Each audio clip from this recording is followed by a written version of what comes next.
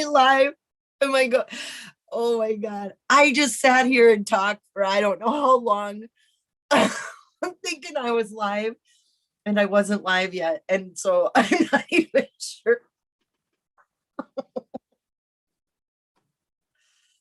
Oh, everybody out YouTube land, we're off to a bumpy start this evening. Oh, buckle in. Captain. This is your captain. Prepare for the turbulence I had.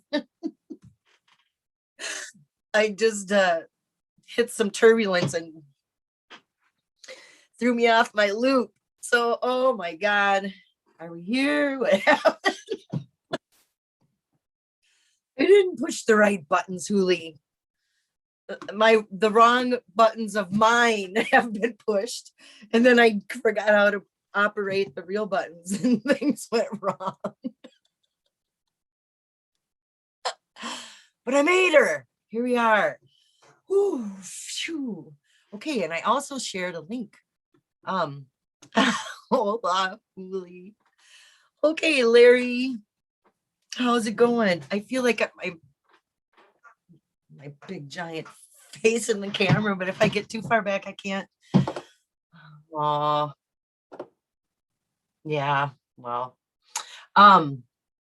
maybe if I find myself on this YouTube, there I am. Okay, if I start it here, I can see my chat from far away, and I can sit further back, and it'll be okay. Wanderer MT says, hi, Susie. I've been looking for you for 15 minutes. Yeah, Wanderer. It was a bumpy start. My computer was taking a really long time to fire up. It was kind of grinding its gears. I could hear it thinking really hard. And then I saw that there's an update, which I didn't do. So then I thought, oh, is that what it is? Everything's going to go wrong because I didn't do the update. Whatever. And then I thought I went push live on YouTube and then went to a different screen to send the link to somebody and forgot to push the go live button and just started talking to you guys and started going about my merry way and talked for, I don't know, minutes before I realized I never pushed the actual go live button. False start. Again. Penalty on the play. 15-minute penalty for me tonight. Hi, Alan K. Hi, Forest Friends. Yep. Hi, Albert. Hi, Greg. The Dark. Hi, Lucy. Hi, JK Pioneer. Hi, Jeff. David Bradshaw. Good day. Doug. Hi, Doug. I also have to say a huge, I had a, oh my God, happen today. And Atlantic Coast, who comes in when he can into the chat room, but I don't know whatever. I don't know what he does or where he works or whatever, but out of the blue, he sent me $100. $100 today. And that was amazing when money just falls from the sky. It's just amazing. I'm actually kind of glad that I got off to a rough start because I started out about 10 minutes ago with my blood boiling. Ooh, I do it to myself. I do it to myself watching stuff that I know is going to infuriate me. But just trying to get a handle on what's going on in the community, instead of and then I think, what in the hell am I doing? Curiosity. Gotta know what's going on in the community, but that's still not going to get me anywhere, you know? And so I think, what am I doing? What am I doing when I need to be, all these clues or all this, not clues, wrong word. Excuse me, all this, like information, this leaked information or this made up stuff that's floating around. It's like, ooh, this third party, this might have been, this is where we think Jack's first search area was, and we think it's the peak, and then now, but it might be something else, you know. All that is you know, fun to hear about or speculate about or think about, but when it comes down to it, none of that matters. None of that really matters. And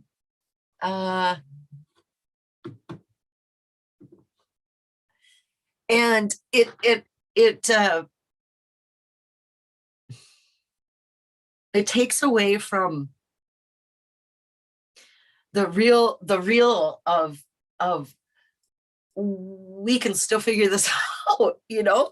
But there you go again. If we can, we need to figure out if the clues in the poem tell us to go to Slough Creek, then we have something.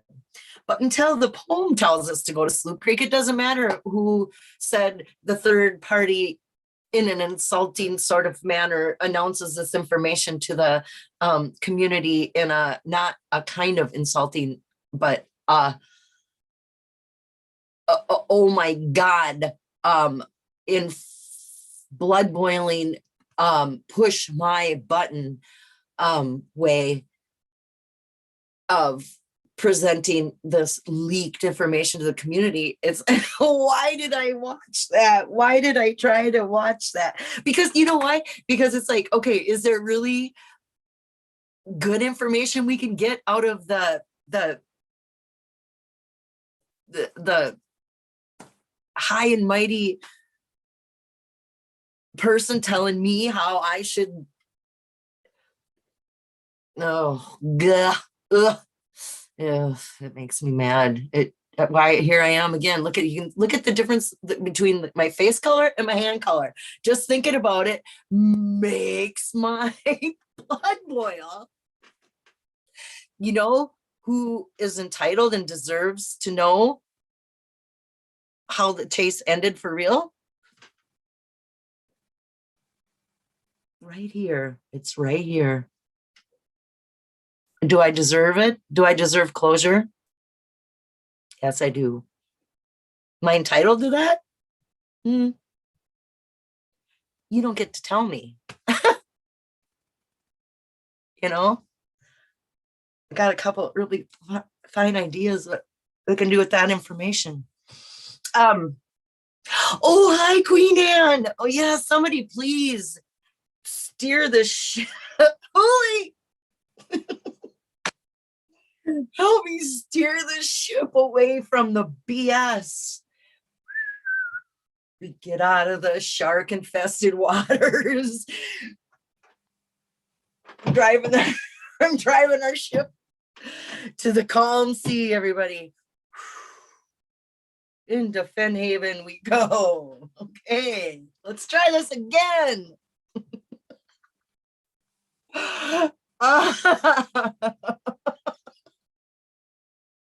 Nomadic man, I know, feisty. Feeling, you know, I've been triggered several times today of horrible triggers happened to me today, and I can't always deal with them well. And flight or freeze situations, fight, flight, or freeze happens. And when that happens over and over every flipping day of when you're Fennhaven, the chase is my escape from that horrible trigger life that I live or not live. this is my escape. And when this gets someone rains on my pisses in my Kool-Aid, however that, how does that go? Rains on my parade, on my chase. Don't take kindly to that. It's a threat. I find it threatening. And attack the chase. It's like up comes the sword and the shield. On guard, or whoops, I'm right-handed. On guard. Obviously, I would win in a sword fight. Right? Oh. Okay, I gotta read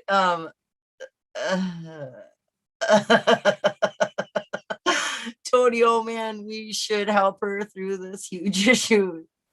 She is good people. Uh-oh. Am I getting okay, Pro? I thought I took away your wrench so you didn't have to be K Pro chasing India's gone over on the Madison. What? Don't give her, it's okay, Tony. Give Indy a minute and she'll be someplace else. It's okay. It's great. Yeah.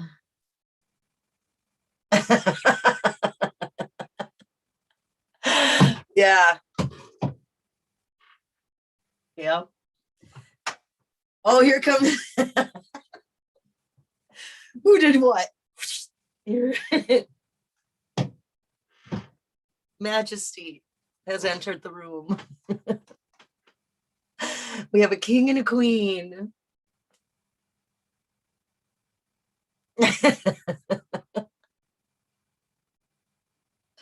No, I was just trying to come up with what to talk about, because okay, what we can get out of that the mean ladies video is that okay. Whew. I thought of something. I'm gonna show you on the map the skinny.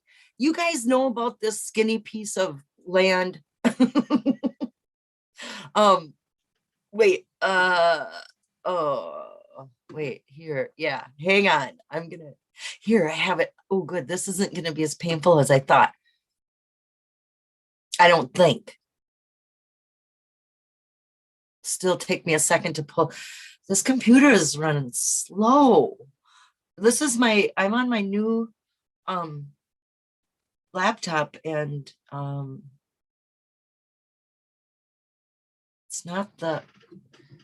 it's kind of doggy.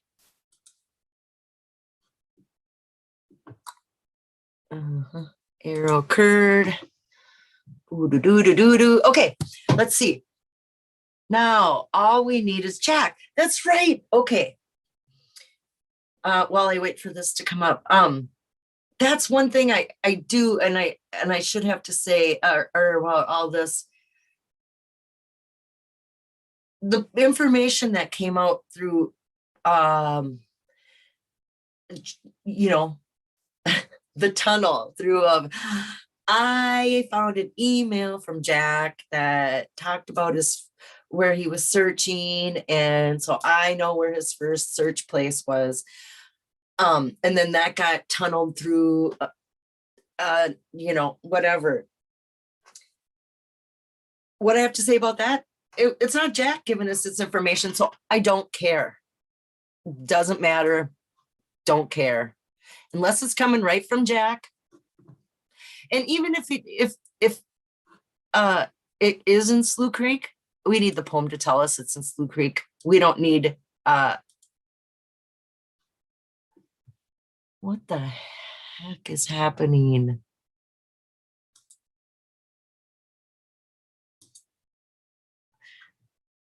I really just wanted to go to this satellite image, and now something's really going wrong, and I'm not even sure if I'm still on Zoom. So I need to go back to this window. Okay, and give it a minute and wait it out to see if okay, that needs to close. Here we go. Okay.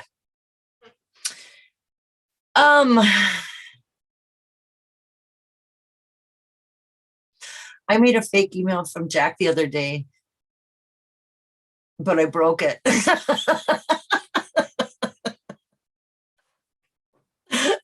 Thanks, romantic Batman, for making me laugh.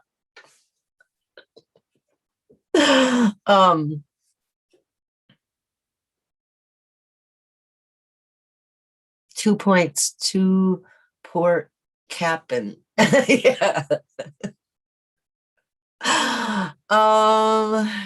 Okay, is it ready yet? Let me look. Maybe it's too much that I have.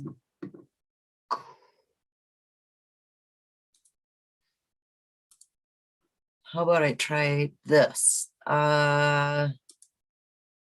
Search the web for Google Maps.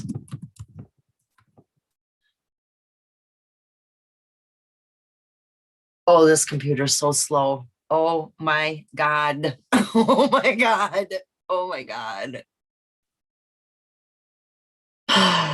This is going to be impossible. However long, I just typed, it just now showed up the letters. Oh my God. Why so slow?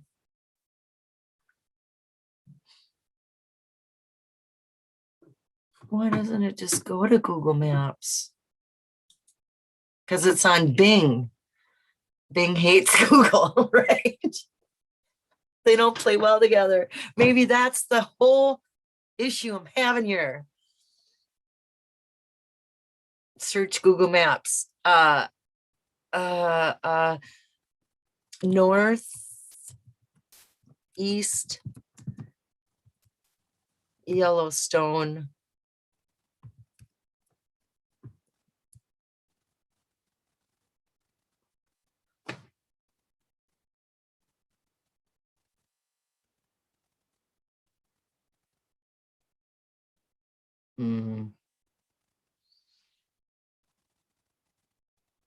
See what happens. Up by the northeastern Yellowstone entrance. Oh,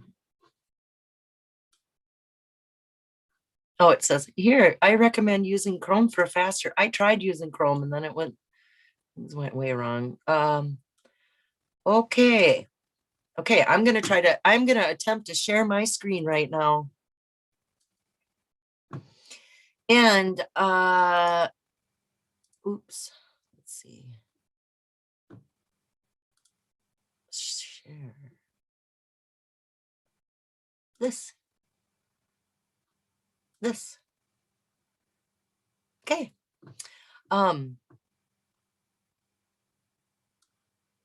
Okay. So here I am. I'll show you guys on the big picture where I am.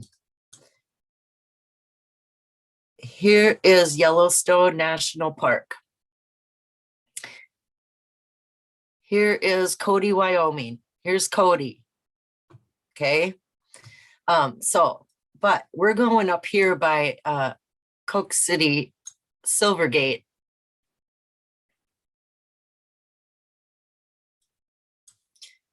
And I want to know who knows about this skinny little strip of land that goes in the middle of, and I'll show you the border. So the Yellowstone border is, or the park border is, okay. I don't get it. It seems like this is all park border. Look how it cuts. I gotta zoom in closer. Hang on. Here we go. to show me because it's okay. Because here it is. Here's the north entrance station, Soda Butte Creek. And look at Soda Butte Creek as it winds up and down across the state border of Montana and Wyoming. Like, whoa.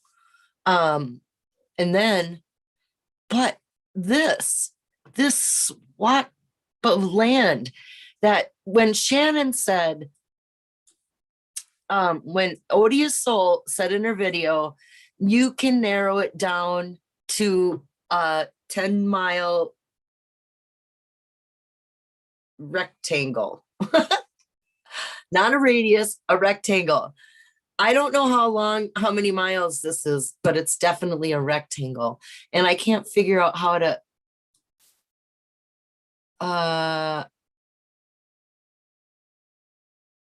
so if you go here, how do I do distance? Measure distance.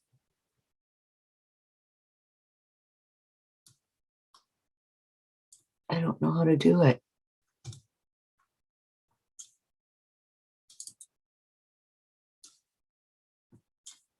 Oh, there. Okay.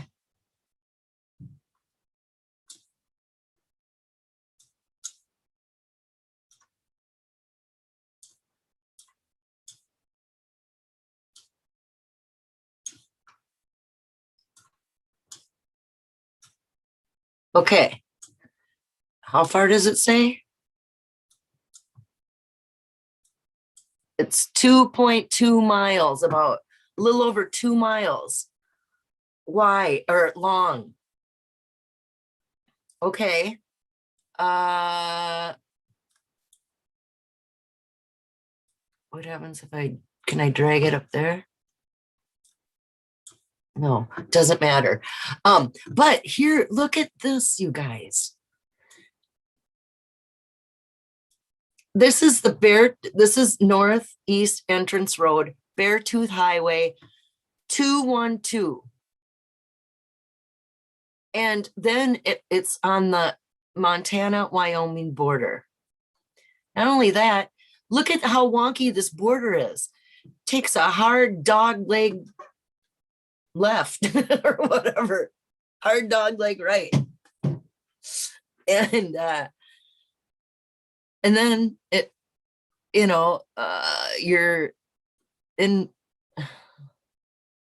and then at this, if you're sitting in the middle of the road, here you're you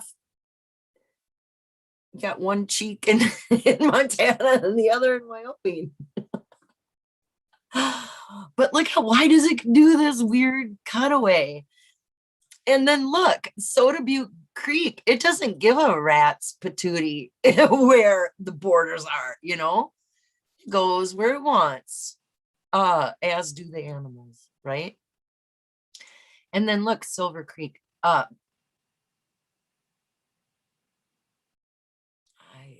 think this is all so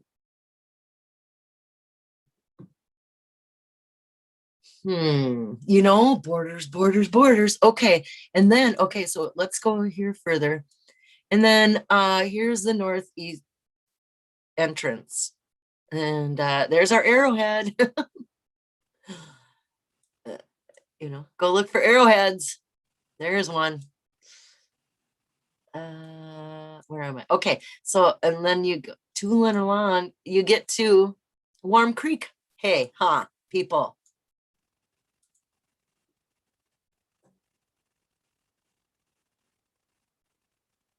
Doesn't look very warm in this picture. Where's my beverage? Having 7-Up. I should have brought beer up here. I decided it wasn't best for me to have alcohol when I was too triggery today and then go on camera live. After the camera, maybe I better wait till after, or when I feel like I'm not gonna be stupid. Okay. Here I'm spitting this out. Warm Creek picnic area. And I'm sure many searchers have done this before, looked in this area. But again, it's the warm, it's this is 212 and Warm Creek. I don't know if if there's an actual creek there. Why is this? It must be, right? Or is it? I don't know. But what is interesting is 212, you know, that whole boiling water is 212 degrees, right? And here's Warm Creek area. So warm waters, there's more than one warm water. I mean, you can stretch your imagination and see where there's warm waters, more than one. You know, if you use the road, I don't know, that is a stretch, but okay, I'm going to switch to satellite view and or it might break my computer. I don't know. Nope, it did it. Because look at how this, look at, here's the border. Here's the border. Here's the little parking lot. And there's Soda Butte Creek.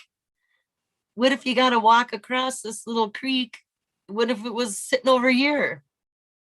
You're not going to find it while you're on a picnic. Here's the picnic area, because you're going to have to get a little adventurous, I think.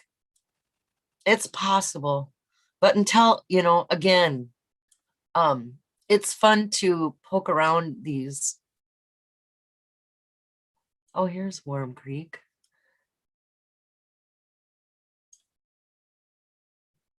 What if this is where warm waters halt? Where Warm Creek passes underneath the Beartooth. Okay, I'm gonna stop share, go back, and then find you guys in chat again. Where is that screen? Here it is. Here I am. I gotta get my Zoom because it's delayed and it's really, really hard to watch, try to see, watch the delay and try to keep talking. It's okay. I am gonna try to look at the, is Mary Green in here? Mary, I remember you and I talking about this in emails way back when, you know, probably like 2018 or something, you know, or did you tell me you searched around that area? I feel like, Hooley says, hi, Bill Gorman. Bill in here. Hi, Zozo Rocks. Hi, Stuck in Chaselandia, as am I. Ditto. Slewbox. Why do people always pick the low-hanging fruit? Well, I think Forrest alluded to the fact that we were all walking by the low-hanging fruit and making it a lot harder than it had to be, you know? So maybe it is that. I don't know. Where does Warm Creek halt? Well, it doesn't halt on the highway, or it doesn't halt on 212 because 212 looks like they built a bridge.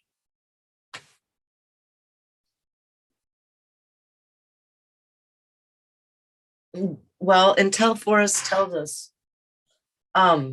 hey, where did I just got a bunch of stuff. Where did it all go? I thought it was right here. Oh, here it is.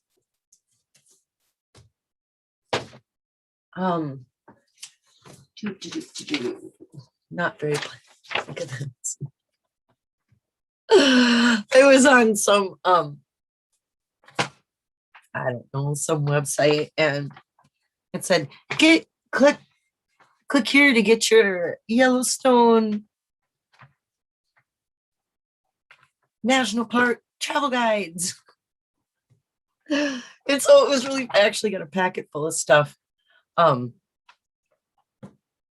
you know, center of the West. I want to go there. I want to go to the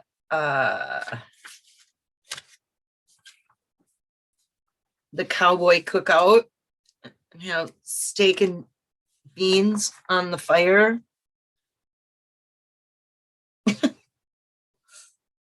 Chuck wagon dinner and live music. It's only $35.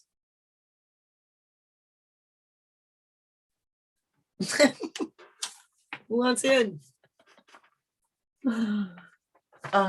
So, here's a fun distraction from it all. But I thought, ooh, what can we learn in the Yellowstone guide? I see my name. Oh no, that's still I have to scroll down. Too many uh-oh.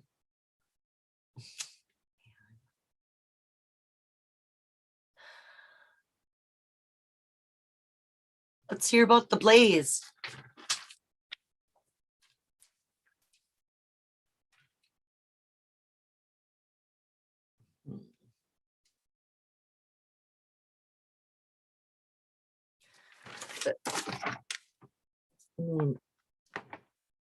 What was that? That sucks. Sorry, you guys can't see that. I know. This is not a good time to go through my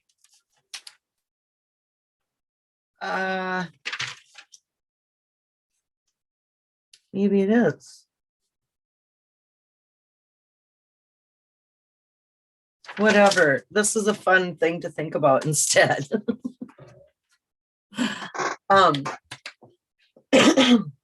Oh, hi, Minotaur Marino. How are you? Onto the labyrinth, into the chat room. One leap and bound.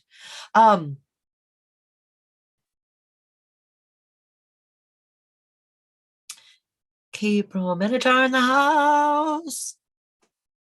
Okay, Larry had DQ for lunch.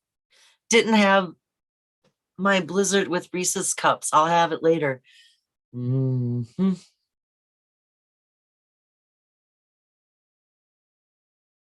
I've seen Aksarben. There's a name I haven't seen in a long time. How are you? How many people are in here? 52 people. Wow, is that? I know, because what else is there to do on a Friday night? I'm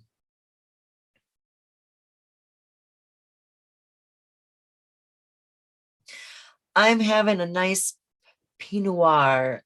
Cheers, peeps. God, a glass of wine sounds great. Dilly bars are good. So are Buster bars. Okay, well, there's that distraction. So knowing what you know, where do you think it was? Good question. I think it was on near a border near Yellowstone Park. But I don't know. You know what? It doesn't matter. It's all just speculation. But I myself found where the interpreted, I think, where it says Yellowstone right in the poem. So I think it's near or in around Yellowstone. But then again, I want the poem to tell me that. And I think the poem has said that, but I don't know. I haven't figured out the rest of the poem, instead of I need to work on the poem again. That was really yeah, makes me sad. Not far, but too hard to walk from where warm waters halt.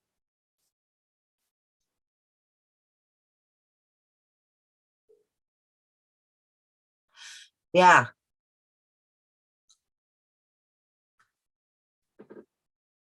Um,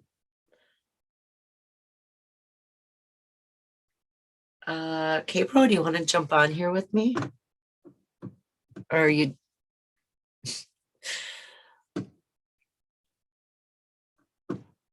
um, I am gonna get gonna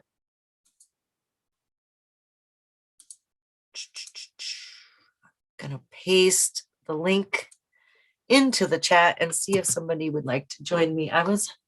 Um, or K-Pro would like to join me, or I mean, I don't know. Somebody help me. Somebody come save me. um, or it's fun to speculate. It is. Where are you currently planting your flag? Mine is Slough Creek or Purple Mountain in Madison Junction. Well, what I like about that part of Yellowstone, the Slough Creek in that northeast entrance area up there, I like that. Because of for one thing, there's a mountain peak called the Thunderer, and if that's not Thor and Thor's hammer, which are mentioned and oddly placed in the Thrill of the Chase, in my opinion, when he met, praying to Thor, he made a comment about praying to Thor. Weird. And then the hammer and then the sledgehammer belt. I mean, weird. And now there's a mountain peak called the Thunderer that's not too far off from Pilot Peak.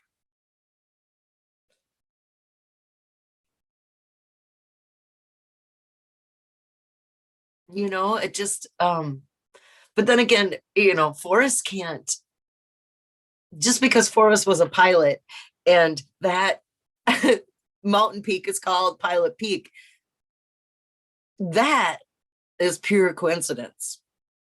Although it isn't it fit neatly. What is not pure coincidence is that Thunderer mountain and the mentions of Thor and Thor's hammer and that in the Thrill of the Chase. That is placed on purpose, purposefully placed in the Thrill of the Chase. So what are we supposed to do with that information? And then you see a mountain peak called the Thunderer, and it's like, maybe. Bill Gorman says, I have better things to do now. You do? Good for you, Bill. Then what? Looking at the poem? Well, no, didn't you? For those who feel like they've already solved it and they're just hanging on, waiting for it, whatever. I don't know. Yeah, it's different, depending on where you are in the chase. If you already did solve the poem and found your location and you are in a location and this is it, and it doesn't matter what Jack said or Forrest said or whatever, there are those people, and it's a different chase and a different experience for those people than it is for those who had a place or we're working on a place, and then the Forrest and Jack told us it was in Wyoming. That is a different story. I wish I had a glass of wine now, Huli. You guys,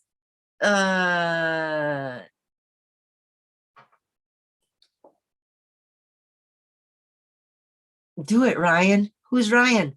Come on here. I'm gonna run down. Guess what, you guys? Will you all stick around if I put you on hold and go get a glass of wine, because I feel like I can handle it now. My show. The host will be right back. Please stay tuned. chat amongst yourselves. I'm probably going to lose some people. It'll only take me a minute. Hang on.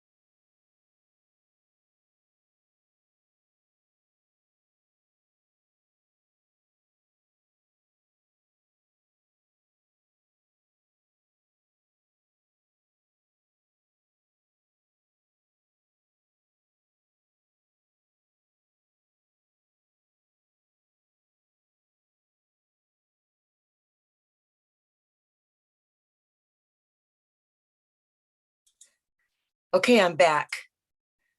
Okay. I mean, how rude. How very unprofessional. Okay, you guys. Hey, did somebody try to come on here and I wasn't here to let them in? Try it again, you guys. I'm going to repost.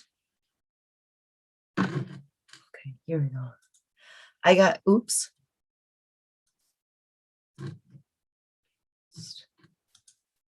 What happened?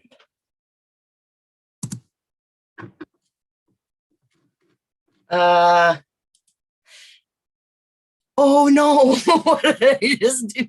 I'm screwing up left and right, you guys. And I didn't even take a sip of this yet. Am I still on? Okay, good. Okay. I'm gonna do it now. This will probably help. I had a great big strawberry floating in it. It's Chardonnay. Or it's $3. It's not $2 chalk, but it's $3 Chardonnay. One step up. I don't care. It's delicious. Were you guys trying to guess what kind of fruit I was going to have floating around in my drink? It was going to be blueberries. I had a handful of blueberries there too, but it was like, no, I'm going to pick a strawberry this time because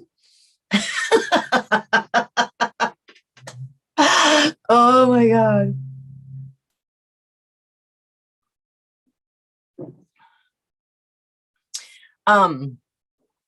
Oh my God, you know what happened also today? I mean, it's not a, oh my God, but a real life event. Kind of a big deal, but not really. Is my old Jeep got flatbed came and wenched it up and took it away today, which is sad. I love my old Jeep. But so I went from a 1997 to a 2001. I moved up into the 21st century now, at least. But it still was sad to see it go because it was like I drove a red Jeep Grand Cherokee. I drove a 1998 for like 17 years, and then I got a 1997 red Jeep Grand Cherokee. I got the same vehicle twice, and so it's like my identity. This red Jeep Grand Cherokee has been my identity for how long? I don't know. Like 20 years. I drove that. So that vehicle. So it's like Now I'm a brown. Now my Cherokee's brown. Home of brown. Eric Sloane's favorite color. I'm cool with that. Mm-hmm. Yep. Particularly fond of brown ever since meeting Eric Sloane. uh, oh my God, you guys, I feel so much better. And look, I only had this much. Ooh, Oh, this is Friday night, right? Woo! Um, Here we go. K-Pro is still talking about GPS coordinates.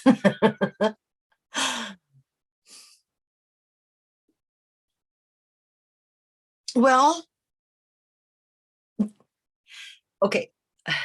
I think K-Pro's GPS, that fake solution that those guys got fed, I think that sucks. I really do. I mean, oh, no, that sucks so hard. But do I think it's possible that there are GPS coordinates somewhere coded as a confirmer or as a general location? Sure, absolutely. I don't put that off the table at all.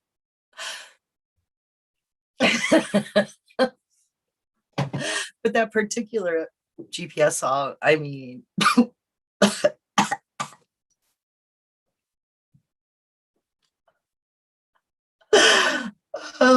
I genuinely love how much fun you're having. Yeah, I can entertain myself pretty good, you guys. Well, I couldn't do it without all you thinking that I'm entertaining, for one thing. Thank you for thinking I'm entertaining, Albert. Hey, are you no, Ernest sat next to me in poker at the World Series of Fen poker. Uh yeah, not Albert. Sorry. Yeah, come on, ES, and absorb it. What do you guys have to say? I think that sounds like fun. Come on in. Did you try to come in and then I don't know, it didn't pop up? Try again. Do you want me to repost the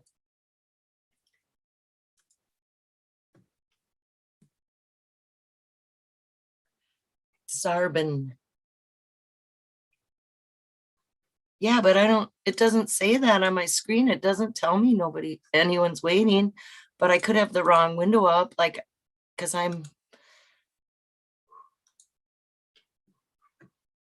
okay, I'm waiting. It should pop up and say,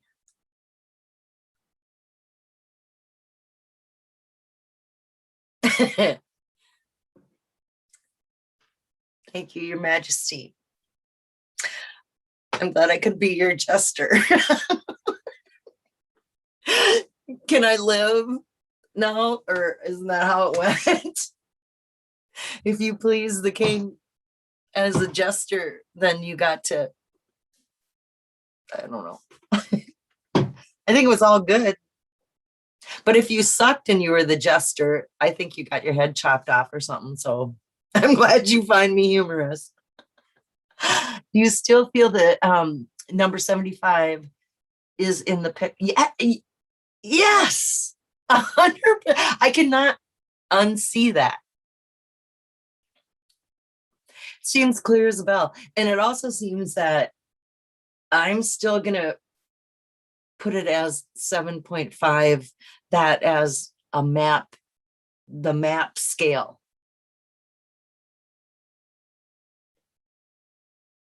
Because 7.5 is a normal map scale. I learned that because first then, uh-oh, what is this now? Hey, is this somebody? What? Have you guys tried to come in and I can't figure out how to come in? Um,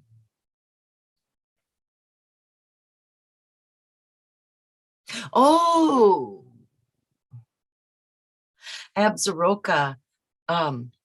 That border thing that you see is the North Absaroka Wilderness on the east and Yellowstone Park to the west.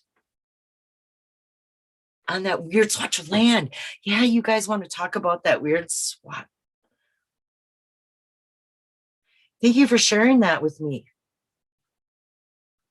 Is it okay to say? I never know if it's okay to acknowledge people or not, or if people just want to be on the down low.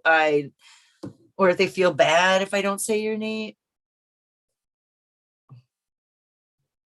I don't know. I'm not a good judge for. Oh, look, somebody who is. Oh my God! I just about knocked my. I don't know who this is. Our chaparral Huli. Should I let our chaparral into the room? Should I see what? Okay, we'll see what happens. Connecting to audio. I might have to abruptly. I don't know who this is. Our chaparral. Oh, hey, good. Hey. I was holding my breath. Okay, you need to into. Yeah, I gotta mute your just a second. There we go.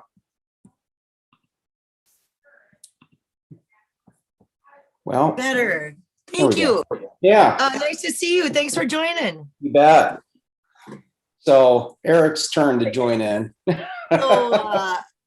I'm yeah. Aksarben. I'm Yep. Ryan. I'm Aksarben. Oh yes, okay. I definitely know who you are. Nice to see you again. Yeah, yeah. So you've been laying low. I mean, you're the family man. You got, yeah, I got my boys that go out searching with me and stuff. So, but I don't know. What are you thinking? What brings you on tonight? Yeah. Oh, well, Eric or ES texted me and said, "Hey, you're on." So I'm like, "All right, I'll hop on." And so we're just going back and forth. We're not in Yellowstone. Eric and I still are not Yellowstone. And right. Are you in on the near Amelia Earhart's not near her cabin, but the Wood River Kirwin area. Always have Kirwin, yes, Kirwin is what Yep. when I think of Amelia Earhart's cabin, I think of Kirwin, even though I don't have it, maybe that's not even close, but that's in my mind. I associate those two, but Kirwin, right. Yeah. Which Eric is said fine. He's waiting to be let in right now. So I see him. Yeah. Okay, Yeah. hang on. Hey, you want to see something pretty cool I picked up with this chase? Absolutely. All right. You remember in the Thrill of the Chase book, the artist who did all the rendering for, or the drawings for the pictures in the book? Yes. Alan Paul? Yes. I got one of his paintings. Look at that. Oh my God, it's beautiful. Yeah. Yeah. And they're right on the back. What gallery did it come out of? Oh, let's see here. It came out of the Total Arts Gallery Theater in Carson, Taos, New Mexico. Yeah. Out of Taos. Yeah. Love it. That is beautiful. Congratulations. That's lovely. Yeah. Wow, what an artist. Yeah. And he's the one that just did those little illustrations. He did all the illustrations in the Thrill of the Chase. Yeah. Wow. Look at it. He is legit. That's beautiful. Except for page 99. Oh, hey, Eric. Hi, Hey, Eric. Ryan. How's it going? Good, buddy. How are you?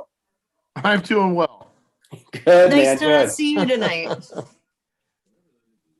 Yes, Alan did every drawing except page 99. Yeah. And JF did that. A lot of people speculated that's just Forrest, but Forrest And was the buddy of his. But there's something special about 99, isn't there? Yeah, there is. Why don't you tell us, Ryan? Well, I'm not as versed in this area as Eric is. That's for sure. I tell you what. Long time ago, I did a live stream with Toby Eunice on the Gypsy's Kiss, and anyways, talked about Kirwin and the search hunts that we did with my kids and everything. And anyways, Eric, he was really intrigued by it, and he hunted me down got Toby to give my contact out to him and everything. So we've been talking ever since. I guess that's been a couple years now. But anyways, if you look at page 99, you got the one page that has a different drawing than any other part in the book that we know of. Obviously, it's marked JF. Anyways, Eric came across this the 99s or the 99 Club, and it is about female pilots, and it was one of the first 99s was Amelia Earhart. Is that right, That's Eric? awesome. Yeah, she formed the club. She formed the club. It was 99 members. Yeah. One of which was based in Temple, Texas. And had a son that was in the same class as Forrest. Yeah. Yeah. That's amazing. Oh, that's only just the start. That's a lovely and here Minotaur Marino in the chat says would love to hear their Wood River solve. So did you guys work on a solve together and come up with a poem, or did you guys just go, we're both working separately in the same area? It was pretty funny. A lot of the areas that I've been, Eric's been, and vice versa, so we always shared photos and stuff. So we brainstormed about a lot of different things. But I'll say this is Eric, he found where warm waters halt, and that's the Wood River. When it dumps into the Gray Bowl, that's where it stops. And anyways, and my war for me, what's that, Eric? Well, what's interesting about it is it's not on, if you look up hot springs and stuff, the spring that actually feeds the Wood River is not on any hot springs thing, but in Carl Dunrod's book, did you ever read that, Ryan? Oh yeah. Actually, I got it here. I'm going to grab it real quick.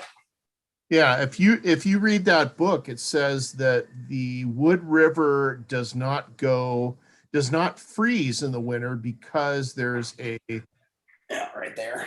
Look, what's that tower right there? What does that say? See that? Let's go. All right. What part in the book says that? Think about that special time in his war for me, when he goes and visits that waterfall. And the helicopter pilot said over the loud helicopter blades, "Let's go," with an exclamation point. Yeah. Same thing used on the bridge when they jump off of it too. Yeah. I'm too far. Oh. And interestingly, anyways, Eric was just telling you about the Wood River. I'm sorry I interrupted there. No. I'm done. Yeah, I mean, I just said that it's I forget what page it is in that book. Yeah, it's towards the back of his memoir, because the whole thing has pictures of Amelia Earhart out there in the Dude Ranch, and all these photos were taken by Charles Belden. He did photos of the West, the way the West is, like these cowboys. Marlboro had there at the historic Pitchfork Ranch. He married into that family. Marlboro did the photos out there with the Marlboro Man. Anyways, these were really popular back east with people in postcards and just seeing how the West was.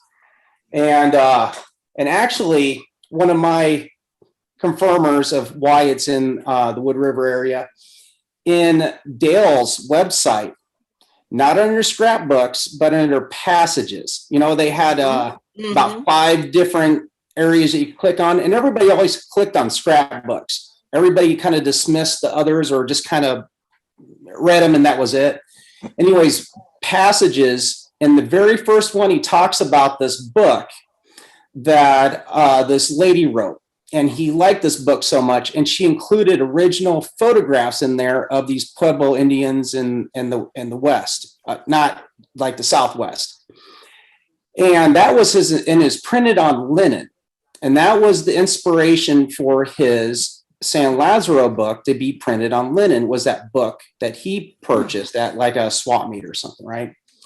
So he went on and said, and I enjoyed these photos so much, I'm going to share these photos with you.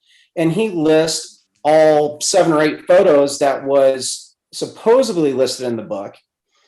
But at the very end, there was one photo that stood out to me the most, and I think the only reason it was is because of all the time I've looked at Carl Dunrod's photos. Anyway, you see certain artists, or even photography is an art too. You see certain things so much that these things stand out to you, and you're like, oh, I know who that artist is. There's June Konecko is an artist here from Omaha, Nebraska. And I remember I was over in Scottsdale, Arizona, and we're walking down this artsy area, and I saw one of his sculptures outside. And I'm like, oh my God, that's Konecko. And my wife's like, oh, whatever. Sure enough, it was. But anyways, in this book, you can see right here at the very end, it's not coming in too good, is it? Well, anyways, that right there, that's on passages. All these were Southwest Indian and Pueblos. And the very last one was these 2 cowboys sitting around a campfire. That's a Carl Dunrod photo. Belden. Yeah, Charles Belden. Sorry. Yeah, got my names mixed up. So why would Forrest doesn't make slip ups like that? Why would he do that? I mean, it's not a photo from that book he's talking about. He slipped in a Charles Belden photo in there. And like I said, Charles Belden, he was part owner because he married into that of the Pitchfork Ranch. He took all those pictures at the Double D Dude Ranch with Carl Dunrod and Amelia Earhart. Yeah. That was in 1934. Uh-oh. Wow, big map. I'm going to show you guys where, I'm going to show everybody where the Kirwin, there's Brown Mountain. Yeah. Here's Kirwin. Here's the Wood River. And, oops. So I'll zoom out so you guys can see where I am in proximity to the rest of the map. Actually zoom in a little bit. I have a few things to say about some of the mountains. Okay, so here's Wyoming. About the mountains too. Yeah. And as we zoom in, here's you can see the variation in the border color. And I just said Kirwin, Wyoming. Okay, how far do you want me in? That's get the names of the mountain. There you go. That's good. X out that. It says Kirwin, Wyoming, and it has a little X by it. Close that. Yeah, there you go. Close that out so you can see better. There you go. Right. Like Dollar Mountain. Yep. Dollar Mountain. And he misspelled dollar by putting an E instead of an A, A-E, right? Amelia Earhart. Oh. Yeah, turns out Dollar was actually a sheep farmer, and he built a cabin right next to Amelia's. Amelia's cabin. Which was never. And a lot of people confuse that his cabin with Amelia's cabin. Amelia's cabin is just, it's rotting, falling apart. There's only like one log left. The rest is all sawdust. Yeah, I think it was 3 logs high or something like that, and they never finished it. Yeah. She died. Yeah, it's just one log now. Right. But if you go into Bald Mountain, that whole thing where he's looking at himself in the mirror. Yep. Right. And then there's it. This is the interesting one, and it's a stretch, I'll admit it. But there's a couple. There's Mount Sniffle. And if you look at the chapter with the 2 biddies, it talks about sniffering, the 2 women sniffering at each other, which I thought was a really bizarre word. But if is that a real word, or is that a Forestism? I don't know, but it's in that 2 biddies chapter, and I thought, sniffle, what the heck? Well, I realized, that a sniffle is a cold. Yeah, sniffle. Right? Yeah. It's a cold. And interestingly enough, Mount Crosby, and Ryan, I don't know if you know this, but there's a book written called Skippy that was 1930, and undoubtedly that's how Marvin Jr. got his nickname. But it's a book written by a gentleman named Percy Crosby. which was, and they had it, and in fact, Skippy Peanut Butter kind of stole the thing, and there was a whole, I don't know, lawsuits and stuff like that. But Percy Crosby wrote the book called Skippy, and he had a bunch of cartoon stuff during the 30s and even the 40s. Did you know that? I think I briefly talked to you one time about the book, but I mean, not that much detail. Yeah, it's called, but it was Crosby, Percy Crosby. Man, I tell you how much I spent a whole week out there by myself, one whole week, one time, brought my mountain bike, and oh man, I think I left early, and I talked to Eric, and he asked me about Horseshoe Creek, and I didn't go out that far, and I turned around and went right back out there and spent another like 3 days. So yeah, he's a big pusher for me to staying out there and doing things. So well, and you know, there's that one chapter. There's one chapter where it says, you know, as long as you stay 10 miles from the national forest or whatever. Remember that? And he's like, it has a picture of him sitting under a tree or something. Uh-huh. Leave this area for me as long as I'm 10 miles. Well, 10 miles from Meeteetse is basically Kirwin. Yeah. Yeah, but it's a long drive. Yeah. Holy cow. It's a long drive. Yeah. Yeah. So now we want to talk about Jack and his fake blaze. Eric,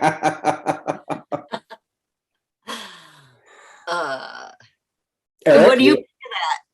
Eric, what do you you there? Yeah, I'm here. I'm here. So the other day, on mute.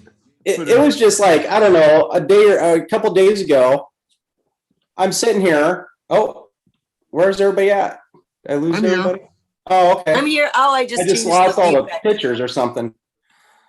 So, you still see me? Yeah. No, yeah, okay. I see you. All right. Oh, there you go. All right. Oh, it must have been the map coming out. So I don't know. Was it Monday? I'm listening to what is that? Smell the Sunshine. I was like, oh, there's a video I haven't seen, but it's from December. I'm like, so I clicked it and I just streamed it while I was driving to listen to it. And he's talking about Jack the Finder and how Jack, kept on going back out because he's getting distracted by the fake blaze. And I'm thinking, well, what the heck would be a fake blaze that this guy would be so distracted about? Well, I know. I mean, you can't persuade me any other way than the Wood River Kirwin area. Eric and I will, unless this Jack guy comes out and says, you guys, this is where it was, 100% definitive. You won't dissuade me any other way. And I'm sure Eric's the same way. But there's just too many coincidences. Oh, way too many. Even like him giving that fake story about finding the conquistador in Meeteetse off the Pitchfork Ranch and the Too Far to Walk. That never happened. Eric and I both looked around. I went to the school and looked at yearbooks to make sure that Forrest didn't take a year in school.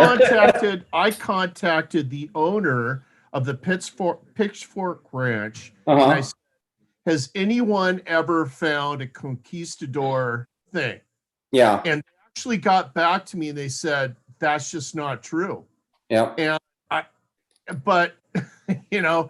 think the whole point of that thing was to draw attention to the Meeteetse area. To Meeteetse. Well, wasn't there back in the day, wasn't somebody saying Meeteetse like meeting place? They had an anagram for that or something weird. Yeah, it's from there it's no place for the Meeteetse realm. Yeah, God, I remember when I first got into this, everybody was hung up on brown trout, anyways, it's pretty crazy. But so Monday I was sitting there listening to Sunshine talking about the fake blaze, and I'm sitting here thinking, what kind of fake blaze would distract this guy that is so definitive on his search area? And so, and I'm sitting here thinking, I'm like, I did something out there in Kirwin. Me and my kids did something out there. And so I text Eric saying, hey, how you doing? And he got back to me. He's like, I've been thinking about this fake blaze thing and that big giant F that you and your kids built. We built this like 30-foot by 30-foot F. We hauled out fallen down pine trees. and drew out a big F out in this pasture area out by Horse Creek. No, Horse I mean, Creek. it's so far out. Yeah, Horse Creek. And so we got all those logs set up, and then we went around and got rocks, big boulder rocks and stuff from the river, and we lined the thing with the rock. And so if anybody, you don't really see it when you're on the trail, but if you go up the switchbacks going to Horse Creek, you'll look down and over to that, and you'll see this huge F. And then I'm like, oh, a fake blaze that would be distracting. That would be it. So, When did you make that? oh, I don't know, 3-4 years ago. Yeah, I think it was Before like 2018. 2018? Yeah. So here, I'm sorry, this is all on my phone. Of course, things don't come through too good, do they? Oh, you can't see it. Dang it. Here, Well, I anyways, can put that's it kind on- of that's me looking down Horse Creek Trail switchbacks. I don't know what the heck it's called, but if you look right in here, I don't know. Can you guys see that? Hang No, on, I'm it gonna just looks white, unpin. doesn't it? I'm I gonna can't. hold on. I'm gonna do this. Oh, you see? It's like There we go. I'm There seeing we go. rainbows.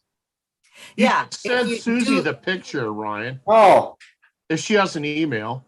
she has an email. RF Hecky, RFHECKY @gmail. Yeah, speaking of all those switches, Okay. right, Oh, RFHE. Well, I'm sorry. What's the rest of the email? CKY. Hecky. All At right, Gmail. I'll send you something too, Susie. All right, I'm sending that's called Fake Blaze. Okay. But yeah, I'm just sitting there like, well, what would be a fake blaze that would be so distracting to this guy? And then I'm like, oh, I made a big blaze.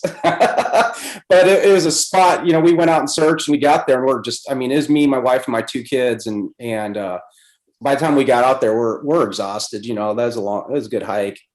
And, and the little boys together, they're all messing around. And so we sat out there and just took in the scenery and enjoyed everything. And then I'm like, hey, let's make a big F, because I wanted to see if it ever came on Google Earth, Google Maps when they do Or if another you could see app. it from. I could see it from, yeah, that's what I wanted to do. I want to see something on the map from Google Maps.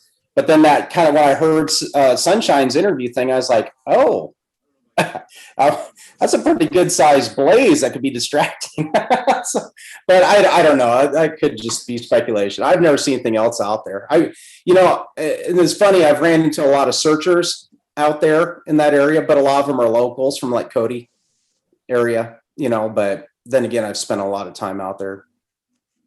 Well, you know what? Area. What I know Jack did say about the fake blaze is that it had been there many years. So could it have appeared to have been there many years, or in a short period of time, your fake blaze? It's so hard to tell because majority of the time that area is under snow. There's a Snowtel thing. You can go to this website and it's like Snowtel. And you can see what the snowfall is currently out there. I came across one of these things and I searched into it and I was like, oh, cool. Now I can figure out when I can go out there and search because it'll tell me. So, even then though, when the snow starts to melt off, the rivers are hard to cross. Oh, right? Yeah. Well, yeah. I've got some stories with that too. I ran into some people that are stuck there, and I drive a 1-ton F-350 diesel, so I had to pull some people out of the river, from the river. So yeah, like right now in Kirwin, there's still 34 inches of snow. So oh wow. Really? Yep, it decreased 2 inches since yesterday, but yeah, spring is coming. Yeah, good rainstorm, it'll melt quick, but then you got a lot of flow. So I don't know. Had some interesting moments out there. I've a lot of, never ran into any bear or anything, seen, deer and rabbit, but seen plenty of bear paws. Oh, Eric's got a great souvenir. Don't you, Eric? The grizzly bear skull. Yeah. That was a trip. I was hiking past Kirwin, up towards Horse Creek. Yeah. All of a sudden I see a freaking skull with like a spinal column, and I think, uh-oh, there's a bear guarding this, whatever. And I looked around, there was nothing, but it turns out it's a grizzly bear skull. I actually looked the skull up, and the teeth are intact and everything. It was the teeth were worn down, so it was probably an older grizzly that probably died in the snow. But yeah, that was bizarre. That was kind of about a quarter mile in. Yeah. Heading up towards Horse Creek. Yeah, it's pretty cool area. I know over by Amelia's cabin, there's like this little, I wouldn't say a waterfall, but there's a rock ledge that the water tumbles off on the Wood River down to a lower platform. And there's like, if I told you a river cutoff, would you know what that means? Susie? River cutoff. No, I wouldn't. Okay. So when there's an oxbow in the river, like the Omega, everybody talks about the oxbows. An oxbow in the river, when there's a bend in the river. Okay. Well, a cutoff is when there's a bow in the river or an oxbow in the river, bend in the river, but then there's a stream that goes straight across. It's like a shortcut. And it takes a certain amount of flooding to make it to go. And then it changes the channel. Yeah, it straightens itself out. But what it does is it makes like an island on top. Okay. So when Forrest read his poem, he really enunciated cease, right? So I'm kind of looked into cease. Well, anyways, cease, one of the synonyms for cease was cutoff and a river cutoff. So I'm thinking, your quest to cease, it's on a river cutoff. So I'm like, could be a halt. So anyway, so I'm gonna all right, well, let's cross the Wood River and go over here to this little island thing, a cutoff. And we'll go search on this thing and under trees around the rocks and see what we see. But there's a down log. I could get my kid to shimmy across the log, and then I just walked in the Wood River, and just it's cold, miserable. But so I put all my stuff down, including my gun and everything, right? So we go across this thing, we get on their side, start looking around, and at the base of this tree, I see this glass jar with a lead lid. And it's like 3/4 way submerged into the dirt because it's been sitting there. It's, 120-year-old ghost town gold mining village. So I reach down and I pull up this jar, and there's this like yellowish color molasses stuff inside this jar. And I'm like, well, what the heck would this be? And then thinking, that could be nitroglycerin. So I told my kid to get the heck away from me. And then I slowly put it back right where it was. And I said, let's get out of here. So I just sit there. I'm like, I don't know if there's like a half-life to any of that or whatnot, but I'm just sitting there thinking, man, you don't have any phone call. You couldn't make any phone. My kid would have been stranded on that thing. You've been in bear food. So. Yeah, never mind. Yeah, but still, it's all fun. You don't know unless you go out and enjoy yourself. Get out and smell the sunshine, right? Get the fresh air. Yeah. It turns out that Sunshine is actually the name of the town. Yeah. Where Carl Dundrud, his wife taught in Sunshine. So we came across there's this ranch out there called Sunshine Ranch. And Eric and I were talking about that. That was about the time everybody's talking about proxies. Is there a proxy thing? And we didn't know, is it property? Is it something? But everybody's on that proxy kick for a bit, right? And so anyways, we're like, the Sunshine Ranch. Of course, there's a Sunshine Reservoir up the way. So anyways, we looked into the property owners of it. And it didn't get the property owners back, but it came back as Zia Corporation, ZIA. Is that Zia? ZIA? Yeah, that sounds like what you were telling me before. Yeah. When we looked that up, and it says it's some sort of Kachina doll. And so I asked around in town, and it turned out it's the guy who invented the Nicorette patch. The cigarette smoking patch you put on your shoulder. He invented the damn thing, right? So anyways, they're originally from Santa Fe, and they sold that thing for hundreds of millions of dollars, and they moved up to Matitsi, or the Sunshine area by, Kirwin, built that ranch, and anyways, then named it under that corporation. But I guess not too long ago, they sold that and moved back down to Santa Fe. So kind of thinking maybe he had to know Forrest, those type of guys kind of run in that tight circle. Well, Forrest was involved with Cody Museum, of course. Yeah. Anyone with any money was involved with the Cody Museum. Philanthropic, right? Yeah. So he knew everyone around there. And undoubtedly he knew Carl Dunrud in the time, because that was, 1971 when he kind of moved to New Mexico. Yeah. Yeah, I'm sorry. Hooley just posted Zia is a symbol for New Mexico. The 4 directions is a season, etc. That must be on their flag. I didn't dig too far into it. So, but yeah, it was pretty crazy when we saw that. Oh, yeah. Even talking to locals, even like, what was it? Jack was saying that Forrest was trying to line up a buyer. I figured Forrest is probably trying to get some donors to donate money to the Buffalo Bill Historic Center to buy the chest. But I don't know. Say that again. No, Jack said that Forrest was helping set up a sale for the chest. The only thing I could really kind of come off the top of my head is he would convince his buddies to donate the money to the Buffalo Bill Historic Center or Museum to purchase the chest from Jack, so it could go into play.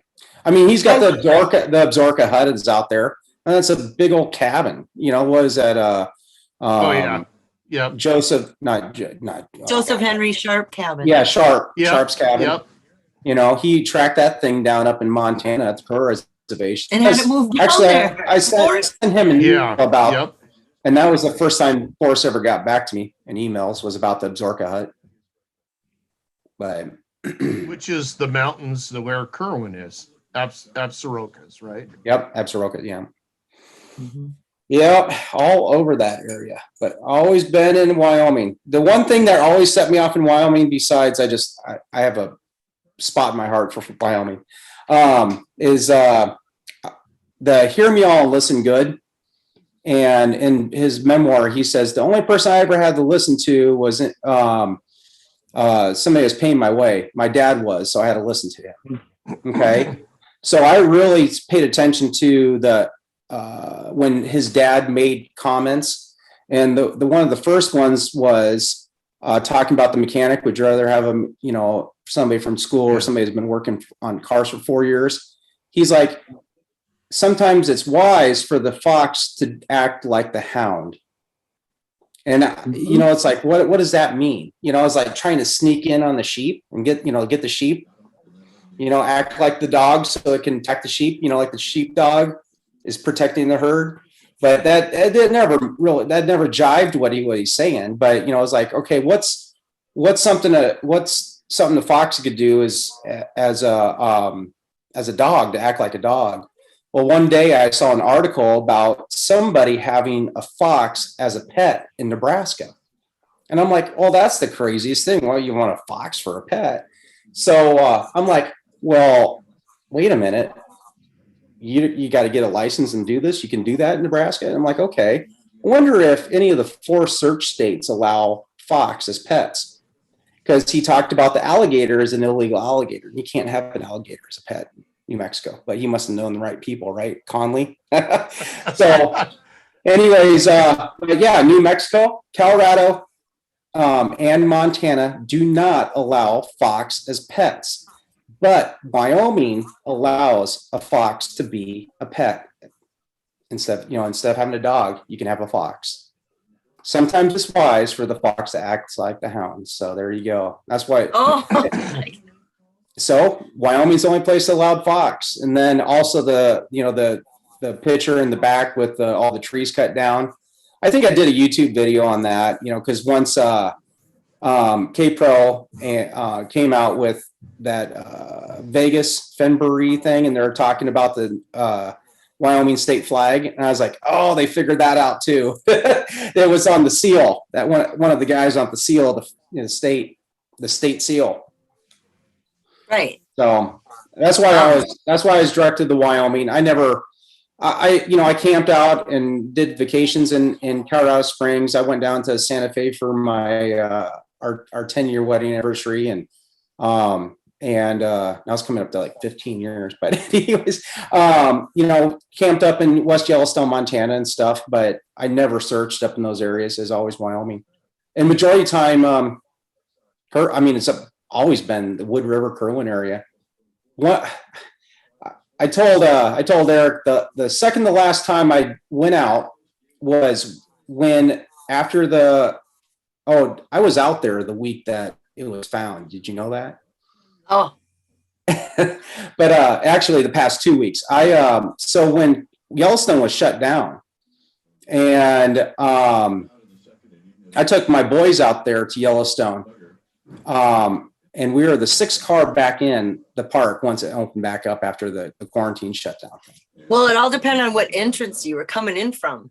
You could go up to Montana, but you had to be a Montana resident. You got to the Madison Junction. Oh yeah, They because wouldn't let you go up north. In the Lamar area, they wouldn't let you. They had that barricaded off. They were there both those weekends. So like when you guys were talking about the Slough Creek, I don't think you could get up there unless you had a Montana license. Because Montana was shut down. They were pulling people over and turning them around. Jack doesn't have a Montana license. Mm-mm. That's very interesting. I was there. I was there for the first week they're open, second weekend they're open, and then that following Friday is when it was found. But you know what though? There's barricades. There were barricades up. Cynthia. Like concrete barricades, and the forest rangers are staying guard. You can only do the bottom loop. You couldn't go up to the northeast entrance or the Gardner entrance. You couldn't go up that way. But was there any snow in Kirwin? Could you get up to Kirwin? Yeah, I went. Well, yeah, that second weekend I went up to Kirwin. Yeah. Yep, on my way out, I was out in Kirwin. Yep. But the reason why I was in Yellowstone, I had to get out of my box. I felt like I was pigeonholed myself. And I just had to do something, and K-Pro might like this. It has to do with not the Washakie, the Joseph. Help me out here, Eric. What's that? With the Indians that got chased by the cavalry out through Yellowstone. Meek. Not the Meek. The Blackfoot, the Shoshone, I'm sorry. I'm drawing a blank here all of a sudden. Was it Joseph? Was it Washakie? Was it Chief Washakie? Yeah.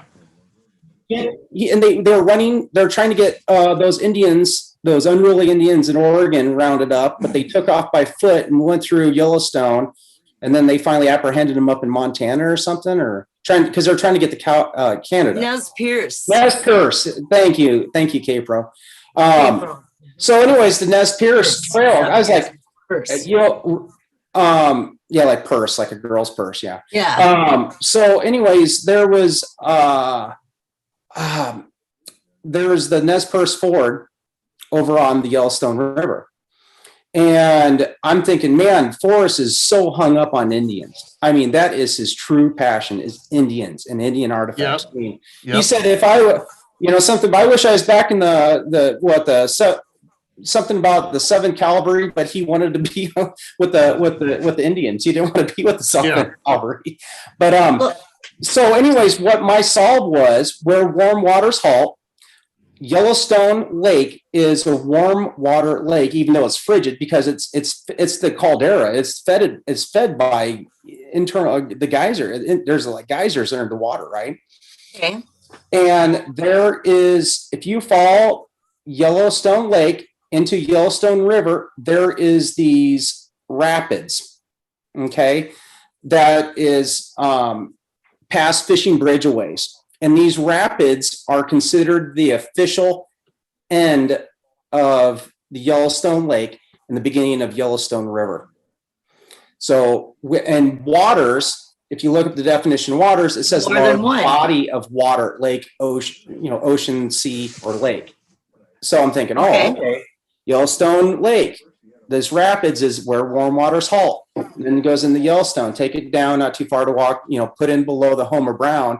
And he's talking about those brown gravy pots, and they're so stinky they hurt the senses. Well, anyways, they talk about the mud volcano pots or whatever up there are the most sulfuric smelling ones, the stinkiest ones. And so that's, and mud's brown. Anyways, back to the cease thing. There is a river cutoff down by the Nez Perce Ford with this island with a whole bunch of old trees on there. And I was like, oh man, this really fits the Salt Great. So my kids, when I went down there, we walked across that part of the Yellowstone River onto that island thing by the Nez Perce campground and Ford. And we searched around and around and around on that. And then I just am like, and then the next weekend I just took my wife out. We did the same thing. No luck. We took off and we went to Kirwin, and there's some more story to that. Okay, you guys, can So you? I left that Monday or Tuesday, and then Thursday, Friday is when when Forrest announced that not the treasure chest was found, but the treasure was found. That's amazing. That really is. You guys, you know what? Will you keep my crowd entertained? I'm going to run and fill my wine glass. Yeah, you bet. Thank you. Anyways. Right back. Oh man, Eric. Yeah, I wish we could get more believers, but there's a lot of folks that still believe in Yellowstone. That's cool. For sure, because it's a beautiful area, and Forrest talks about it a lot. He had a special spot in his heart and fondness for it. Right. But I think there's more to Amelia Earhart. I mean, like I was telling you the other day, if you go onto the Wayback Machine and you see there's about 4 or 5 renditions of Forrest's website, and he's got a blog on there about Amelia. And I think that's later got put into the part of the walk, but lost its darling. Yeah. And I was trying to go back and reread. I read his like homepage once, and he talked about where his rainbow end was in the field in Texas where he found his first arrowhead.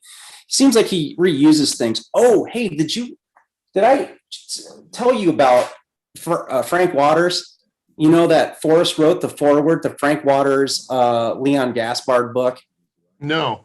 So he wrote the foreword to Frank Waters' Leon Gaspard book, and Frank Waters was a friend with Frank Gaspard, kind of like how Forrest and Sloane was. Leon Gaspard? I think so. I can't remember if that was. That's the Russian artist, right?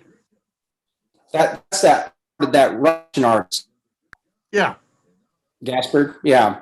So anyways, he died a long time ago. Yeah, I think he was pretty old when he passed, and so was Frank Waters. Frank Waters was really old when Forrest knew him. And Frank Waters had a lot of books as well.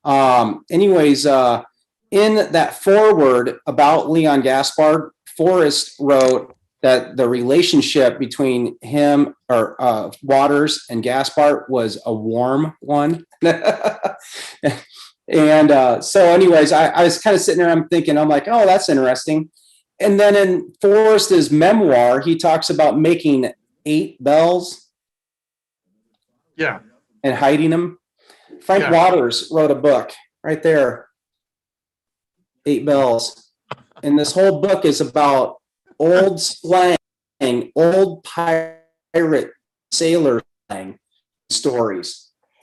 And then if you go to the back of this book, you got the sailor's epitaph back here, and it talks about a tar.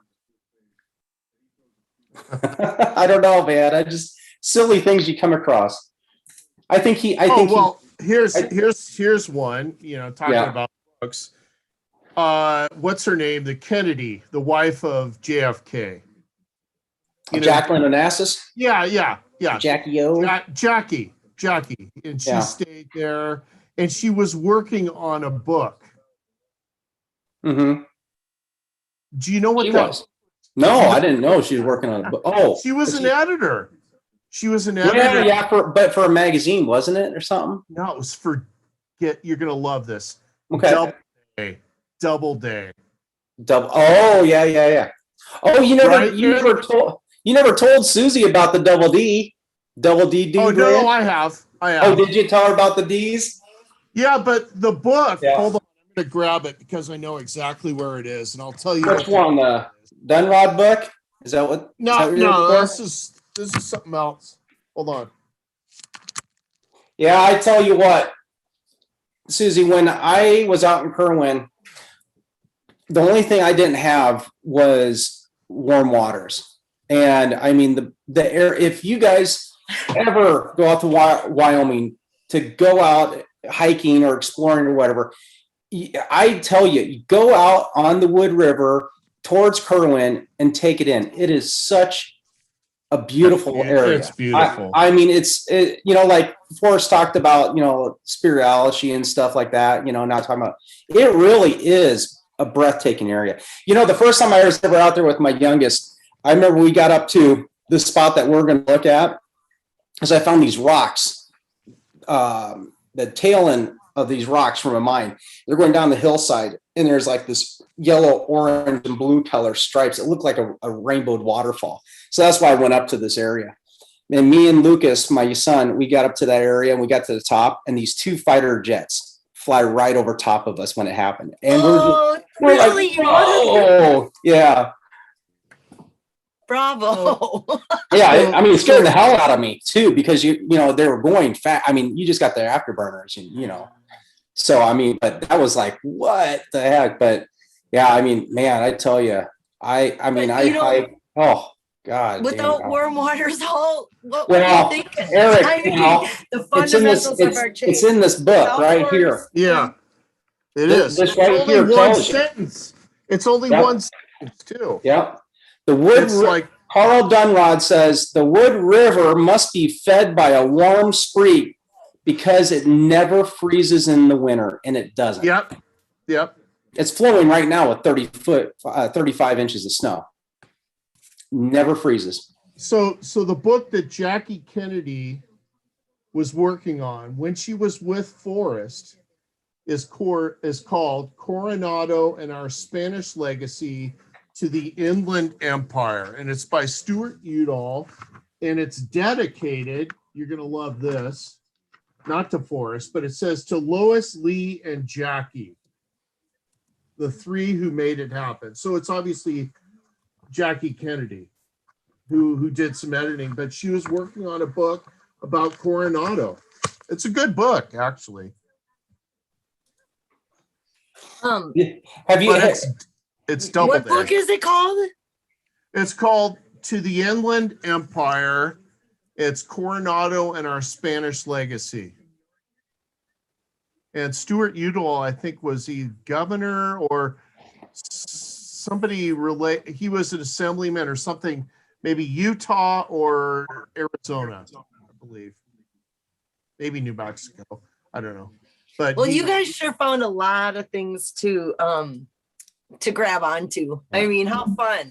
And well, what Ryan, Eric, did you ever tell her about the mentions of, we talked about the mention of Let's Go, and that's how we got Carl Dunrod's book, but did you ever tell her about the mentions of Amelia Earhart's book in the memoir?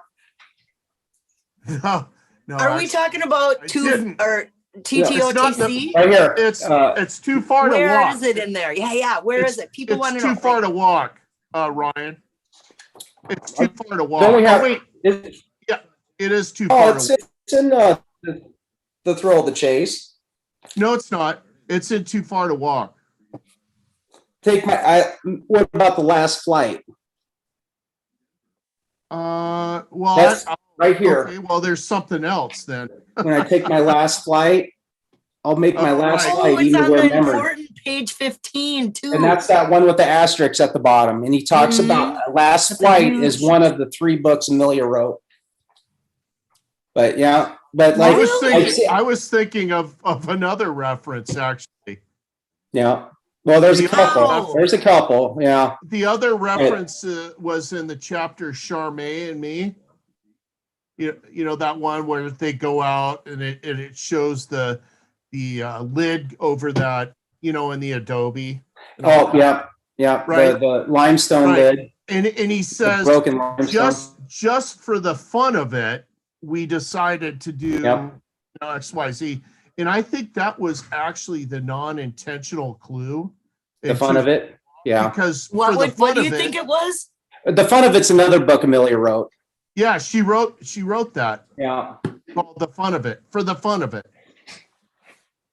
And I think Wow. he didn't realize that was actually a book of hers until after. So okay, Yeah. because I am who I am. I Yeah. wanna Yeah. know. No, I have want the to book know, somewhere. I what don't know where about it's at. Eric Sloane? You know, guys, I see a lot of people in the chat here talking about where warm water's halt is the first clue. You don't have nothing without it. It's the Wood River where, I mean, that's Why? where our warm water is. Where Well, halt I is. mean, Ryan, they're debating like saying, Oh. we don't have warm water, but in reality, we actually do, because warm water is what it's basically the source of the Wood River, and that's why it Yeah. doesn't freeze. Yep. You know, and that is Doesn't where freeze at all. halt is Nothing. a spring that flows, and it's about 1,000 yards upriver from the Horse Creek is the spring. Yep. And it's on the map. There's a spring Yeah. marker on the map. Yeah. It doesn't Yeah. really say anything on the topo maps. But, and the funny thing is about Horseshoe, was the horseshoe he had made, and felt like he's a smithy back in the 5th Cavalry. You know, measure, how do you figure out a size, how to make a 7th shoe? Cavalry. 7th Cavalry? Yeah. Yeah. I like number 5. Anyways. You know that going back to the whole warm waters halt thing. Is there something in the book that led you to believe that you found a connection to the Wood River and the interpretation of where warm waters halt, or is it just because there's actually warm water in your spot? Is there actually warm water there? It never freezes. And it's warm water. So there's a confluence of the Yellowstone Lake and the Yellowstone River that that was me getting out of my just trying to get outside of Kirwin. You know, that's what I did there was with but you know, warm waters halt has to be a real location that you can put on a map, you know, like not like a wood, right? Does it? Well, none of us know. Or is it an area? Supposedly Right. Jack knows. Jack knows. Maybe. Jack knows. Maybe Jack knows. Jack knows. Maybe he does. No What do you paddle mean, up your creek. Well, it turns out there. Why your creek? Why your creek? Do you know this, Ryan? Why your creek? Yeah. It's not Well, It's Is an it unnamed creek. There's an unnamed creek between where warm waters halt and Horse Creek. Yeah. So it's your creek, right? You could name it Ryan Creek. There's a lot of It's a those. stretch. There's a lot of feeder creeks going into the Wood River. No, this one's pretty big. This one's Yeah. big. Well, there's that one that's on Google Maps. It says it's Horse Creek, but then it's not. It's Right. Google has it listed wrong. Right. You know, I've been up Yeah. that until you can't stop, and there's a waterfall right there at the base of it. And then the only way you go around, I think there's a trail you could take, and you can go up to like the top of the waterfall and look over. But I guess it's pretty intense. So that's awesome that you guys also have a waterfall location. There's a lot of waterfalls out there. Yeah. I mean, there almost is. every single one of those creeks out there that feeds it has waterfalls. A great thing about this location too is that it really is just an easy hike. Yeah. Oh yeah. No, I mean, it's so easy. I mean, it's just, it got to the point, like when I was out there for that week-long stay, I mean, I brought my mountain bike and I rode my mountain bike back and forth, I mean, there's a couple times I'd have to stop and walk it because the trail's narrow and you got the sagebrush and that Right. catches your pedal, it'll throw you off. But it's like a mile and a quarter in, and Yeah. a mile and a quarter back. I mean, that's like, he said, I took 2 trips. I mean, that's nothing. I Yeah. mean, he can easily do that. Yeah. It's not like a stretch like 10 miles, Yeah. But for a 70-year-old man to do what, 4.5, 5 miles, that's not out of the realm of possibility. You guys, Minotaur Marino in the chat has a question. Says Susie Fennhaven, Kirwin definitely has a great canyon, a great Homa Brown, great wood, but I have never found a good where warm waters halt. Have they touched and felt warm water there? Or is it, and I'm adding, that's what he said, and I'm just adding, or is it theoretical just because it never freezes? No, you'll have to read that page from the book, Ryan. I know that's What book? Is it too? Are you talking no, TTOTC? it's by Carl Dunrud. He actually owned the area, the Double D. Yeah, he owned all that and sold it to Amex or whatever. How do we launch? Or no, did he sell it to Amex or Dunrud sell it to Amex or he sold it to somebody else before that got bought by, I can't remember. No, I think he did sell it to them, and then it ended up being bought by some philanthropic thing, and it became National Forest. Yeah, they a group of people got together, or and they bought it to save. Yeah, they saved Bald Mountain from being strip mined for copper. And and I like that whole because it's all because he prayed for D's. Yeah, D's plural. Right. More than one D, double D, prayed for double D's. Or, and he misspelled knowledge intentionally. And how about caddis, right?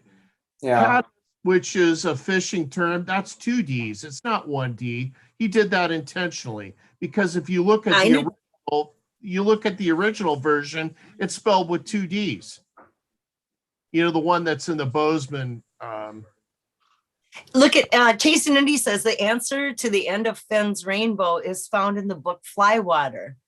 No, the only thing that I found in Flywater was a connection to a Wood River, and I thought there has to be a Wood River somewhere in the search zone because it referenced a Wood River in Idaho. And I said, oh God, there has to be a Wood River somewhere in Wyoming, Colorado. And sure enough, that's what I found. But I mentioned that before.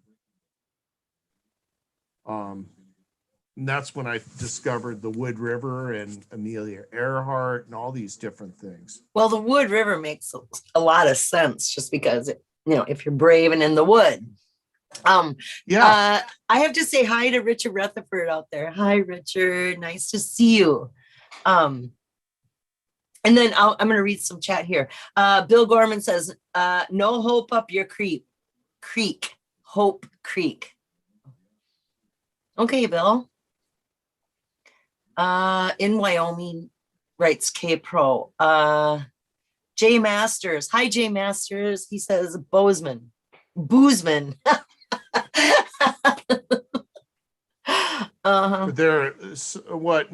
Nomadic Mammoth says, ask them their opinion of the finder. Their opinion of the finder. Well, I don't know whether that's a play. Oh, you don't want to know my opinion.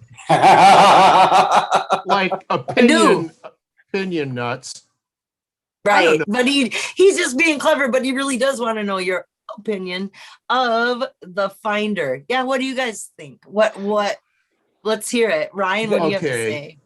Ryan, you go first. Okay.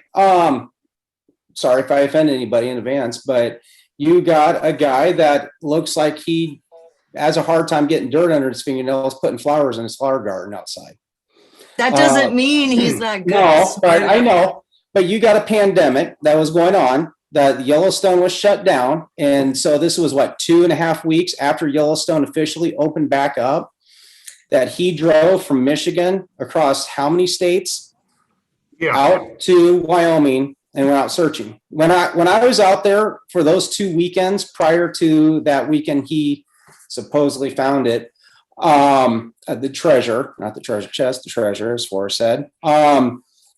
There was no one out there. There was hardly anybody out there. Everything was dead and closed down and locked up. I mean, I find that very hard to believe that, this guy that's wearing khakis and a button up that's drinking a Starbucks did that, then turned around and drove down from Wyoming, Colorado, down to New Mexico and met Forrest down there. I don't know. So are you thinking he's not really the finder? Like he didn't really go out I and get think he probably is, but yeah, I don't know. Maybe it was down prior and he didn't say anything for a while. I don't know. Don't you think it's odd that Forrest said to all of us, if you know the answer, you could go right to it, right? You could go smack right to it. That's it. Why did it take 25 days for him to find it? Albert Camus. Why am I assuming Jack drove? No, if he wilderness knew exactly what, if he figured it out, why did it take 25 days? Because he figured out the area. No, but there's still Forrest said you should be able to go right to it. So does that speak to having GPS coordinates? I don't know. I think it speaks to the fact that he didn't actually know all the answers in the book/poem if he found it.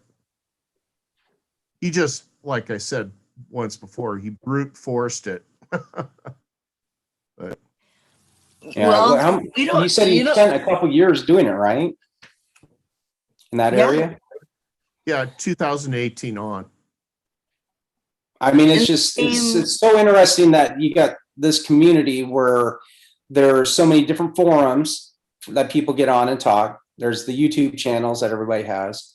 A lot of people know a lot of people from different aspects, except they're armchair searchers and, people that do it over a weekend or a spring break, but the serious searchers, a lot of people kind of know who they are. And this guy just came out of nowhere and we still don't really have a lot of information on him.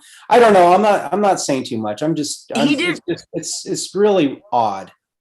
He didn't really come out of nowhere because we did hear him on A Gypsy's Kiss back in 2018. He was a part of the community when we all were, sitting there on listening to live A Gypsy's Kiss. He did pop in. So he was a part of the community. It's not like he didn't come out of nowhere. Yeah.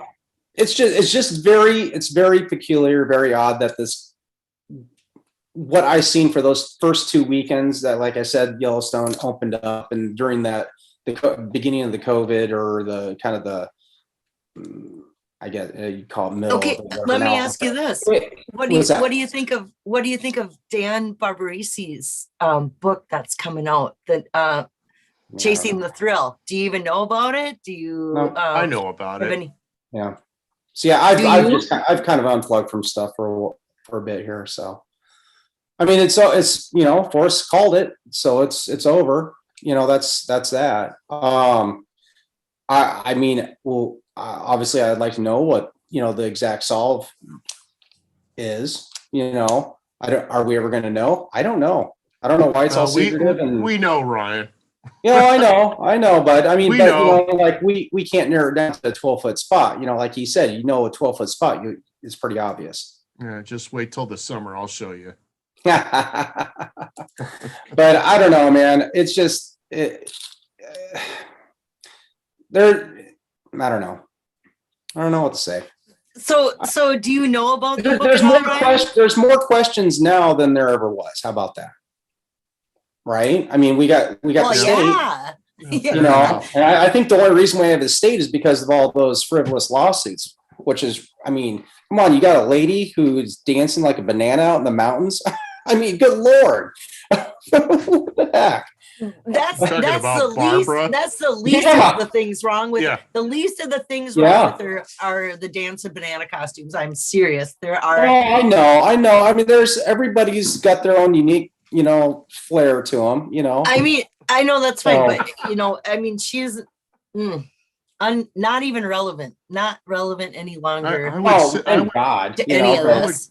I think that's probably the she's only a reason we piece got of Wyoming. work. I don't think Oh, yeah. so. I think we would have been different. I think if it wasn't for the lawsuits, both of them, her Mhm. and that other guy, I think this would have unfolded. The end would have unfolded very differently, and I think we would have. I don't know. Well, it's But like I'm just kind of forcing the perplexed, hand- like why this chest is still in his possession, like because he's like I need to sell it and pay off student loans or something, right?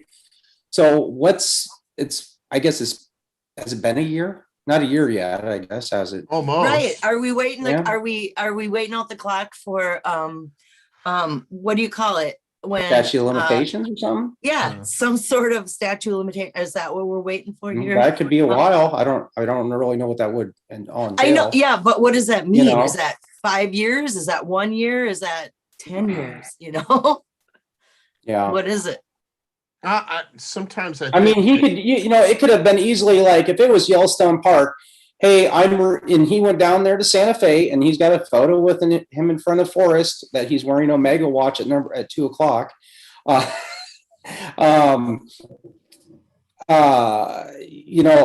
It could be easily saying, well, I was returning the lost property to the rightful owner, and then he gave it to me as a reward.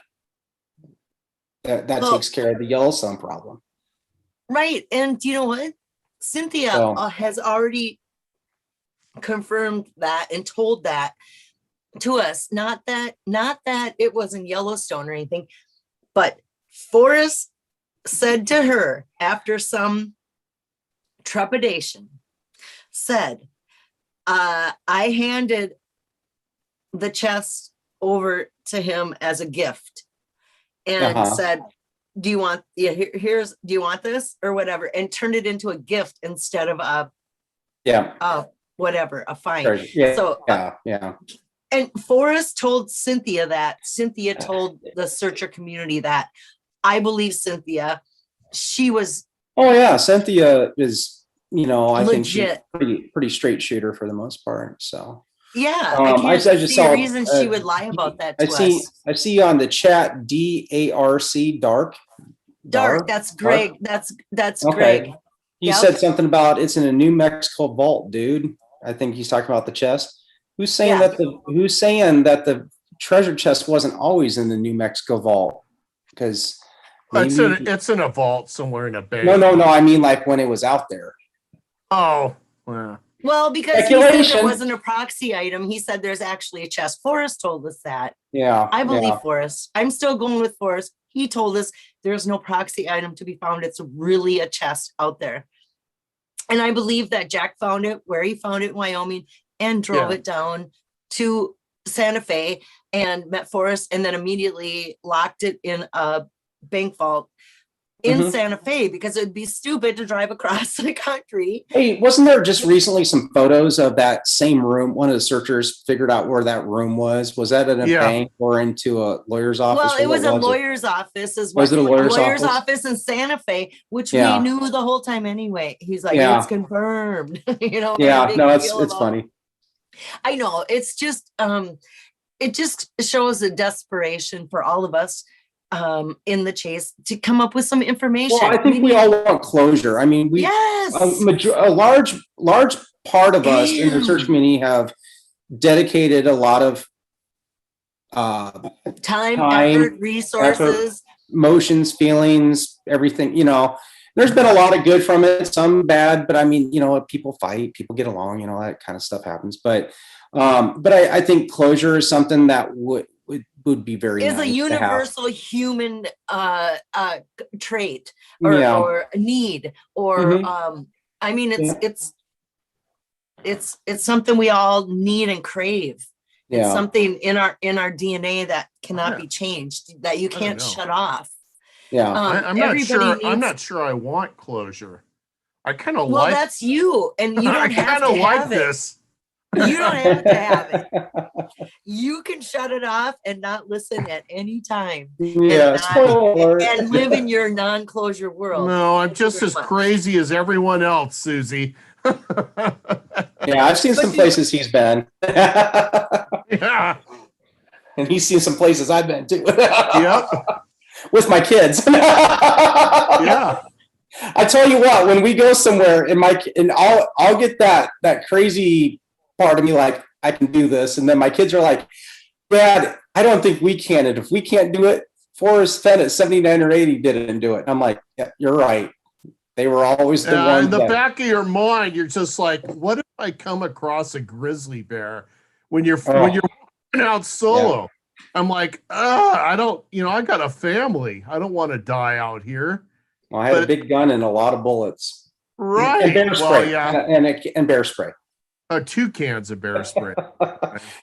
No, you know what? One of the locals up there in Matitsi told me, he's like, you come across the grizzly up there, you shoot every single damn bullet you have, even if you think it's dead. When you get done shooting that thing, that's when you empty that bear spray. Then you go get a park ranger. He's like, the bear spray keeps you out of trouble. I think shooting a bear would just piss it off. I don't. Unless I'm not for shooting bears. Don't shoot unless you were spot on. I mean, there was somebody right over the hill. What's that town right over from Kirwin? On the other side of the Absarokas?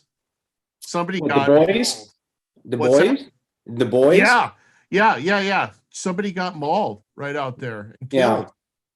Yeah. But they came upon a fresh kill too. Oh man, I tell you, the grizzlies grizzlies, they don't go after, if there's baby cubs, like you're screwed. But I mean, like, for the most part, bears are more scavengers than they are predators. The one thing that really was always in the back of my mind out there was mountain lion. Mountain lions. They're sneaky. You get a cat. Yeah, they come from behind too, and doesn't care. But a mountain lion is like, yep. You're not going to hear them. You're not going to see them until it's too late. Mountain lions never freak me Cats out. are sneaky. You didn't care about the mountain lions? No, I've been mountain lion country a lot, and I never really thought twice about it. Never seen one. Yeah. Well, now what you do is you take that bear skull, you make a hat out of it, and put that up there, and you'll screw everything. Exactly. Like Forrest Fenn's finger necklace he wore to his daughter's graduation party or something, right? That's bear claws, right? No, it was fingers, actually human fingers. Oh, jeez. Yeah, he wore that thing around to one of his daughters, I think his graduation party or something. The ultimate embarrassing dad, right? Right? Yeah, look at these shriveled up fingers. Yeah. Yeah. Oh God, Dad. Yeah. Oh God. Well, if we take too much of your channel time, somebody was complaining saying you need to take back your channel from us. Wow. Oh no. I thought we were entertaining, Eric. I guess they don't like us. The damn peanut gallery. No, just one person. You know Just what? one. The only person that you need to entertain is me, right? So, Yeah. Are we entertaining you? thoroughly? Okay, good. Here, Yes. I'm not working out. I'll get out the bourbon. I'll join you, and we can really make it entertaining. I was drinking a beer called, has anyone ever had this? Dogfish Head 90-minute IPA.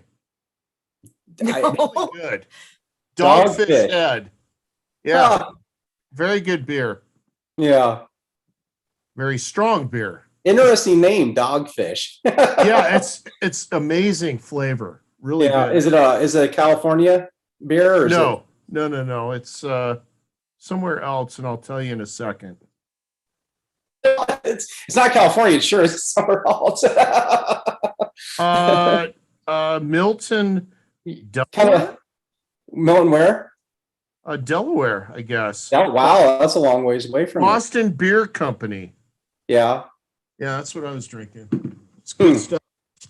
Eric, when my kids ask me what's for supper, I always say food. Yeah. Again.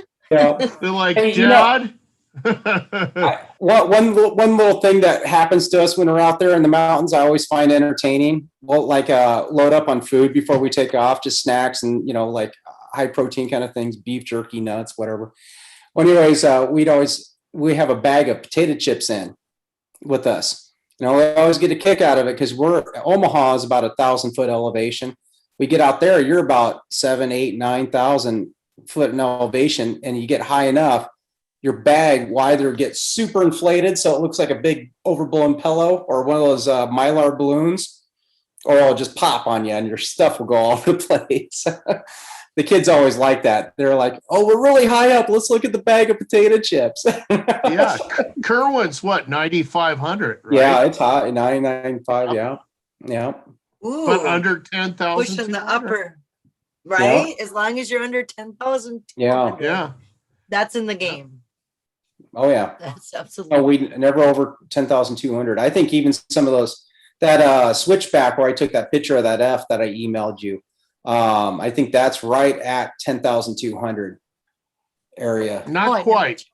I went up to, you go all the way past the switchback and it starts to level out. And there's like the creek, Horse Creek kind of goes up to this really awesome valley. That's about 10,200. That's where I found that 1880 bitters bottle. The bottle, yeah. And interestingly, some elk popped out of that forested area. They popped out of that area and went up the canyon. Oh, really? Right there, yeah. Because I was making a lot of noise. I didn't want to surprise any bears.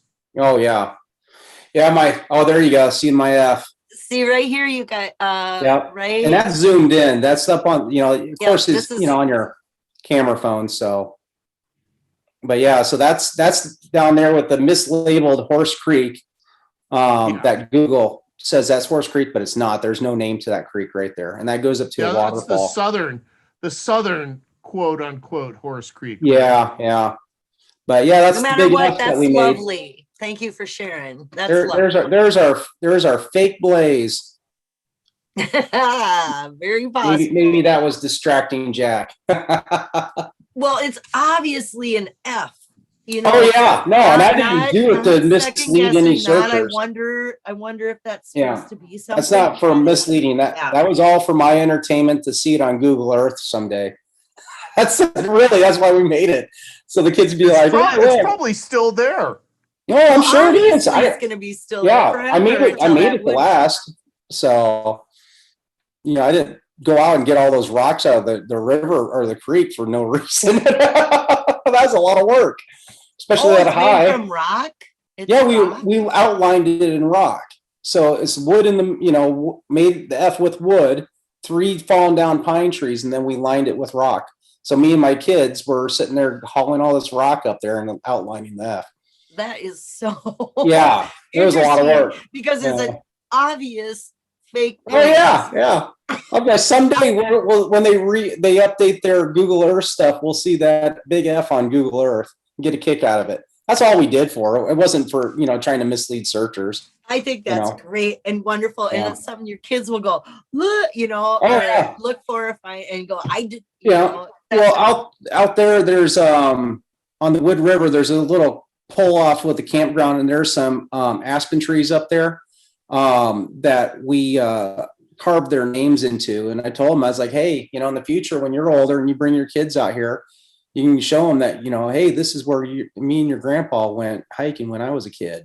So if those trees are still around, but who knows? Well, I'll tell you something. That is the most rugged, amazing area. I lived in Alaska for 3 years. I never knew there was anything like it in the lower 48, but it's amazing. It really is. It's very unique to any other part of the Rockies I've ever been in, for sure. Yeah. And I keep going back. I'm going back again. It's so remote. Yeah. It's like so remote. You feel kind of like you go back in time, really. I mean, if I ever came down with a cancer or whatever else, and I had an opportunity to go out there and die, that's where I would. Yeah, me too. It is so breathtaking. It's a special place, right? It is. Yeah. I'll tell you this. So my stepfather died last year. He had a big heart attack, and anyways, but it's a long story, but anyways, we had our last goodbyes to him because he's still conscious before he went through his surgery, that he didn't make it through. But anyways, he's like, he wanted to be cremated, and he wanted us all us kids to have some of his ashes and take 2 of our own. And I'm taking some of his ashes out there. So that's that's what we're awesome, doing. man. That's Well, great. it'll always be a special place, no matter what. No matter what. Oh yeah. Forest special place or your special place. Yeah. It doesn't matter. Look what you found, Oh yeah. And I would have never gone there if it wasn't for the thrill of chase. And I am so grateful. Right. For that. Yeah. Yep.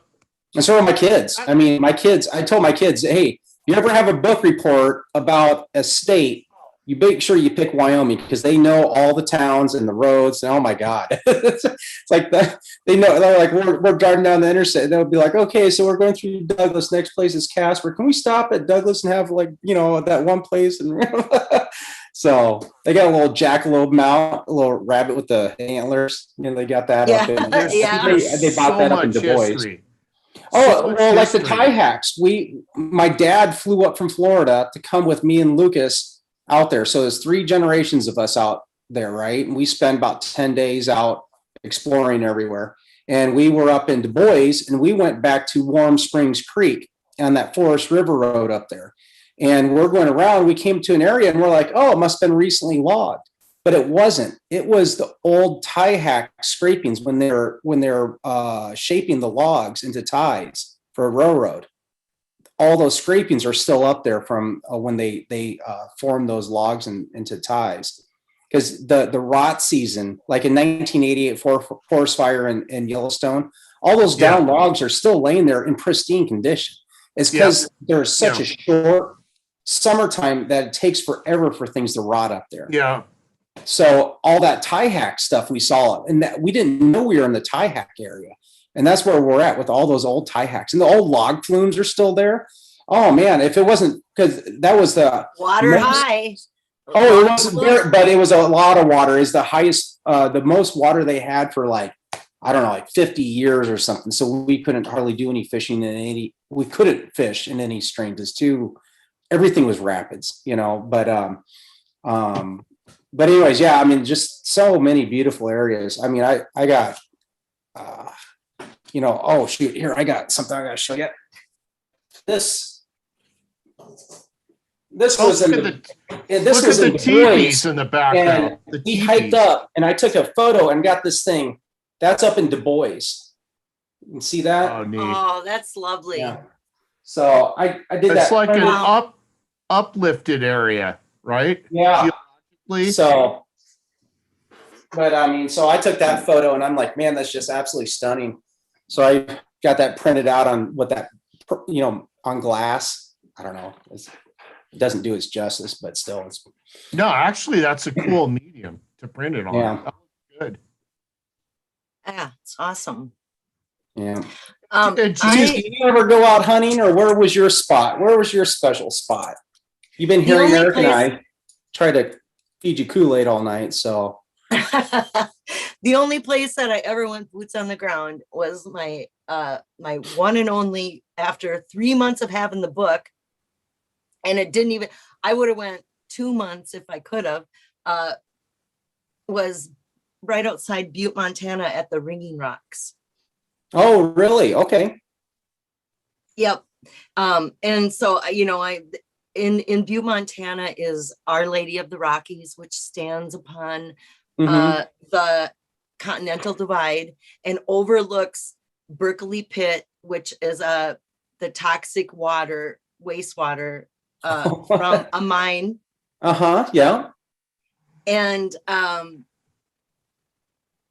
just mere few miles outside of Butte is the Ringing Rocks, and it's on BML land. and you have to have a SUV type vehicle to get back there.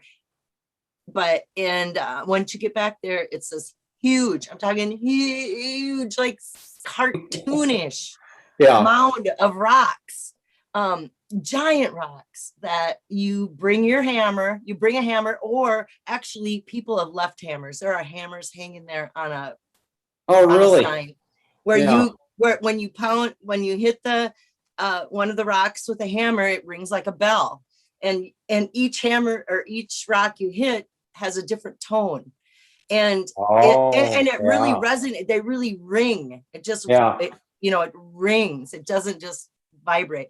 And so kind of goes in with the thrill of the chase about the bells. Exactly, the bells and Thor's hammer and that sledgehammer bells, and these are rocks that sound like bells, and BML land, and right outside of Papa's place. Papa is a nickname for Hemingway. And I mean, there's so many. I've got so many connections that I went out there, but I stood there at the Ringing Rocks and looked around and went, I'm missing something. This isn't okay. If it's here, I don't have enough information to know the pinpoint. I don't know where from here. There's also another problem with my whole plan. The only water was that toxic water pit. There was no river there was no water flow, there was no waterfall, there was, but there was the fall of the water per se. How you flutter by and butterfly? Waterfall and fall water. This was fall water. This was water that if ducks or birds land on it, they die. Really? Because of the arsenic. And this is a mile deep and enormous. And it was from strip mining. And when they shut the pumps off, where warm waters halt, when they shut the pumps off, when the mine shut down, the pumps shut off, and all that toxic groundwater filled that. It's acid mine drainage, probably. Yes. And the whole town is like toxic now. And I thought, and then they have that statue of Mary overlooking. I mean, it's just so tragic. And I just thought this tragedy, and it's not too far from Three Rivers and what's the Manhattan, Montana. And Manhattan, New York, and that whole, and the, and then I drug in the Great Gatsby because of the the Manhattan. He talked about Eric Sloane dying in Manhattan, and he had a lot of New York reference. So I looked when I was doing the armchair, the map stuff. I was, that Manhattan was very luring. If it wasn't for Wyoming, I would have probably said. Well, you know who spent a large portion of her life in Manhattan. Well, Amelia Earhart. Yeah. Right. And guess where she lived? Rye. And guess who sold her first? Eric Sloane. Eric Sloane bought one of his. She bought one of his first. Yeah, the cloud painting on Masonite. I've been trying to find out where that went, and where is that? Where is Amelia Earhart's cloud painting? That's even written in some. Yeah, and I don't think that's a farce. I've read other things prior to the search that said the same thing, that she bought one of his first paintings. Yeah, well, she lived in New York. Said it. Yeah, he told the story. Eric told the story of that. Yeah. Well, he told the story more than likely to Forrest Fenn, who had connections with Amelia, I believe, but I don't know what they are. Eric Sloane is a connection to Amelia Earhart. Hemingway stayed up there north of Cody, Wyoming, and then he write the Bell Tolls book up there. Yes. Cook City. Cook. No, it wasn't in Cook City's Montana, but I had a little thing with Cook City, Silvergate because at borderline Betty's, they're a perfect example of zero population growth. Cook City's Silver Gate, they're not growing. There's nothing to Yeah. grow. So, but I mean, that was on the back of my mind. I mean, but yeah, but then of course the Hemingway thing, but I think he wrote the Bell Tolls book up there. Somebody told me that Salinger was up there too, but I have never really. Well, found both of those like books, Salinger book and the Hemingway book, Whom the Bell Tolls, they both have references to either Butte or Missoula, Montana. Yeah. When the guy was dying in the Hemingway book, when their main character, who was from Missoula or Butte, now I'm getting confused. I think he was from Missoula, but also talked about Butte.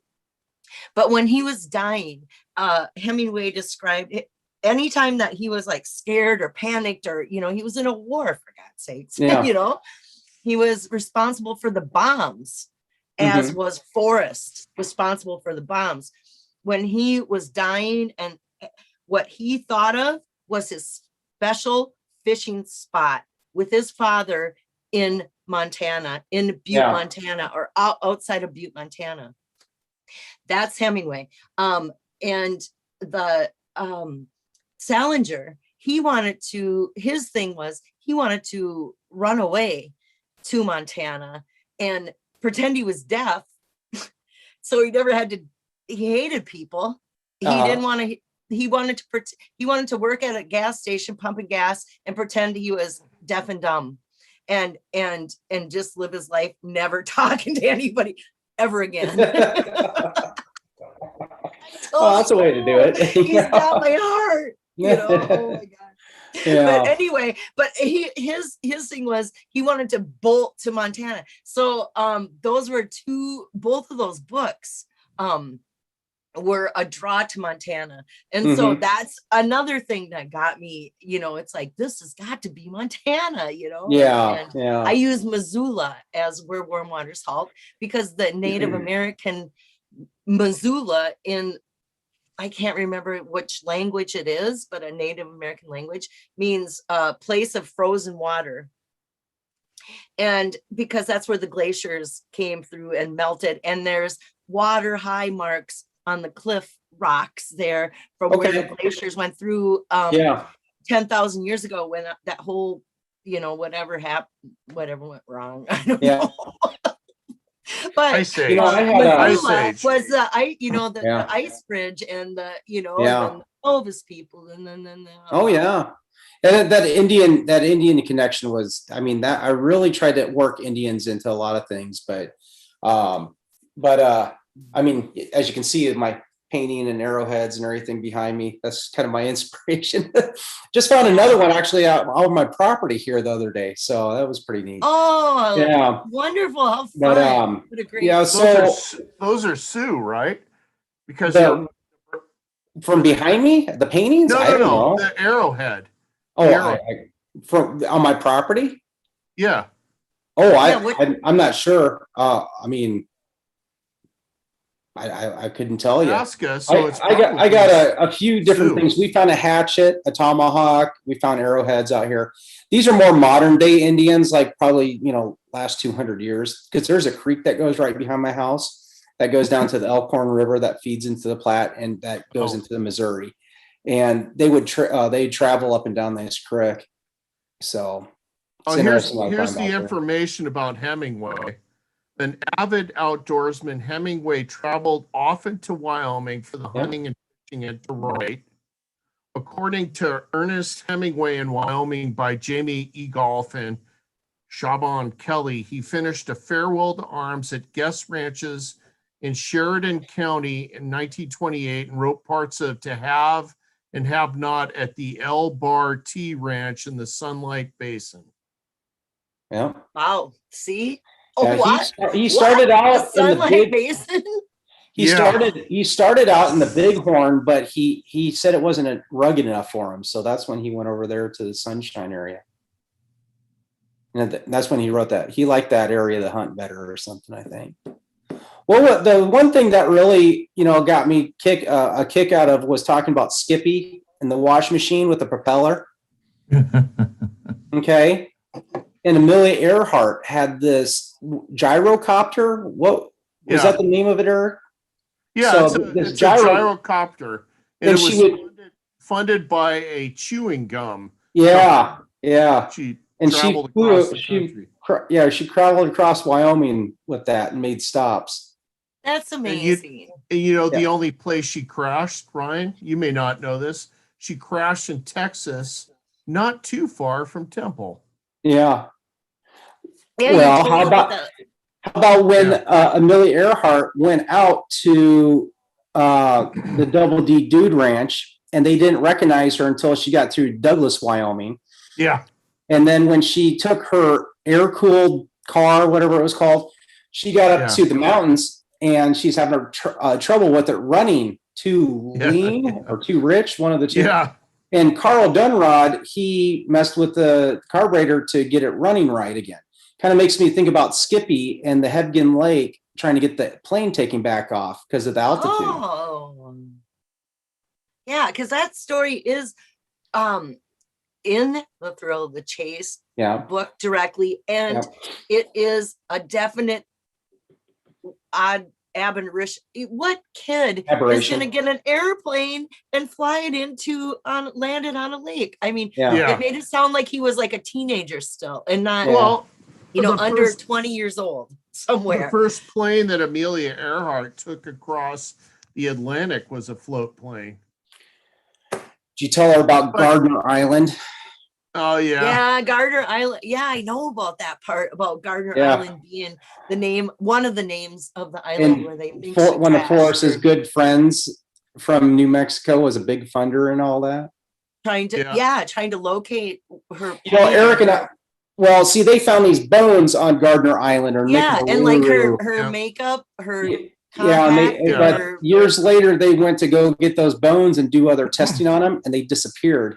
And Eric and I were talking about, his original thing is like, leave my bones and go in peace or something. Yeah. He's not talking about his, but remember, Forrest is trickster on his words. He's saying, leave my bones, not his actual bones, but his bones, because he wanted to bring Amelia back to her resting spot where she wanted to go and rest and relax away from people. Oh, I didn't think of it.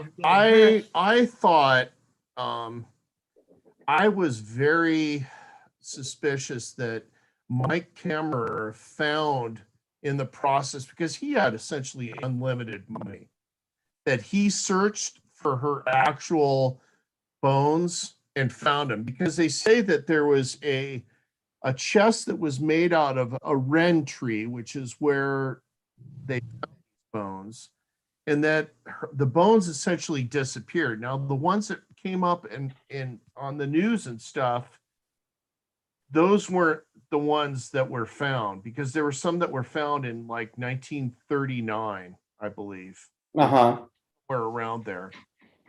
And they have never found him. And I figured that he lost them, spent the money, and actually ended up finding them. And that when the person actually found the treasure, they were going to find the bones too. But so far, that has not materialized. Because it's not over yet. Yeah. Well, yeah, it's not over yet. But Tiger is the what Ryan's talking about. That's the one that Kammerer. It's TIGHAR.org. And Mike Kammerer spent a fair amount of money to try to locate Amelia Earhart on Gardner Island. Yeah, on Nickamaruru, right? Yeah. Yeah, Nickamaruru. It sounds like something for, I don't know. It's a weird name. Yes, Japanese. Well, do you have any questions for us, Susie? I don't know. No, I don't think so. I don't do drugs. I drink occasional whiskeys. I'm not all that crazy. If I am, Eric and I are on the same crazy level. What does Eric Sloane have to do? We both need help, Ryan. Well, I think everybody that is in the search and their spouses and families need help. Yes, I believe that Yeah. is fact. I mean, you gotta look at the positives, everything, like the little stories that we have to tell from here on out. Or how about, like it inspired my dad to come out with. We had 3 generations of us out there hiking in the mountains and doing that. That's Wouldn't that awesome. make Yeah, Forrest but proud? Isn't that his goal? I mean, Yeah. my grandfather Yep. was like 82 years old at the time. And boy, it looked like he wanted to pack his bags and come too, but obviously he couldn't anymore, but I mean, it's really inspiring. And I think that was the main goal, wasn't it? That's what it's all about. Yeah. It wasn't the quarry they saw, but the chase or something, right? What was that? Yeah, that was whatchamacallit wrote a book, right? Yeah. yep, and I do understand all that, but what I don't understand is, or I do, that doesn't bring closure. Understanding that, and knowing that doesn't. Yeah, bring I closure know. To me. It's like kind of looking at the small blessings, like, hey, my stepfather died from a heart attack. That sucks. But you know what? We had a second chance to say goodbye to him and kind of hear his last thoughts. It's a small blessing, right? So, I mean, think about how many people don't have that opportunity.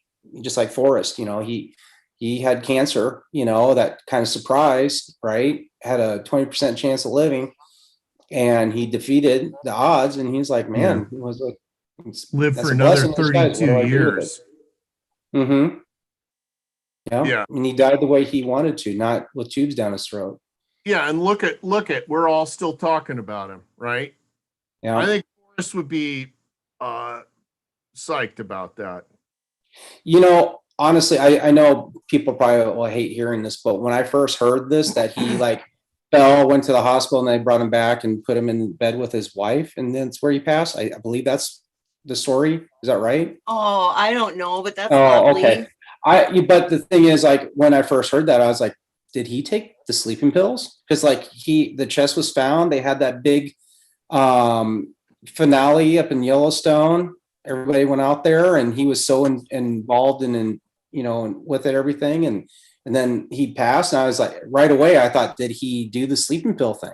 But obviously, he was 90 years old, and something happened. He fell and hit his head, or I don't know. We'll never know. No, it's just what things that go through your head. Exquisite. The time, because he talked about doing it on his terms. He's going to go out on his terms and his way. He said dying is very personal. He doesn't want anyone watching him do it.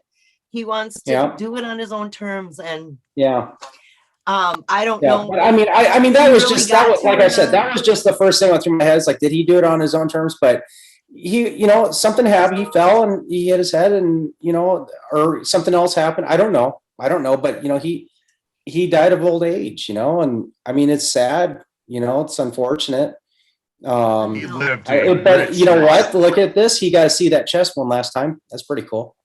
That is amazing that it happened, but all the timing is exquisite. It's so true. And it tied it up neatly for the story and for him and for the whole chase and his family, etc., except for us searchers. Here we are. And it's almost a year later. We're going. I mean, really, you think about it, a guy who has been an art dealer his whole life, who's obviously been very entrenched in artifacts, owns a Pueblo, made good money doing what he's done, be able to write a book and inspire tens of thousands of people to get off their butts and out to the mountains and experience what he did as a kid. That's pretty cool. Yeah, it wasn't the only book he wrote. Yeah. No, it's not. I mean, I got a lot of his books that actually there's some that, he didn't write, but he had his fingers involved in it.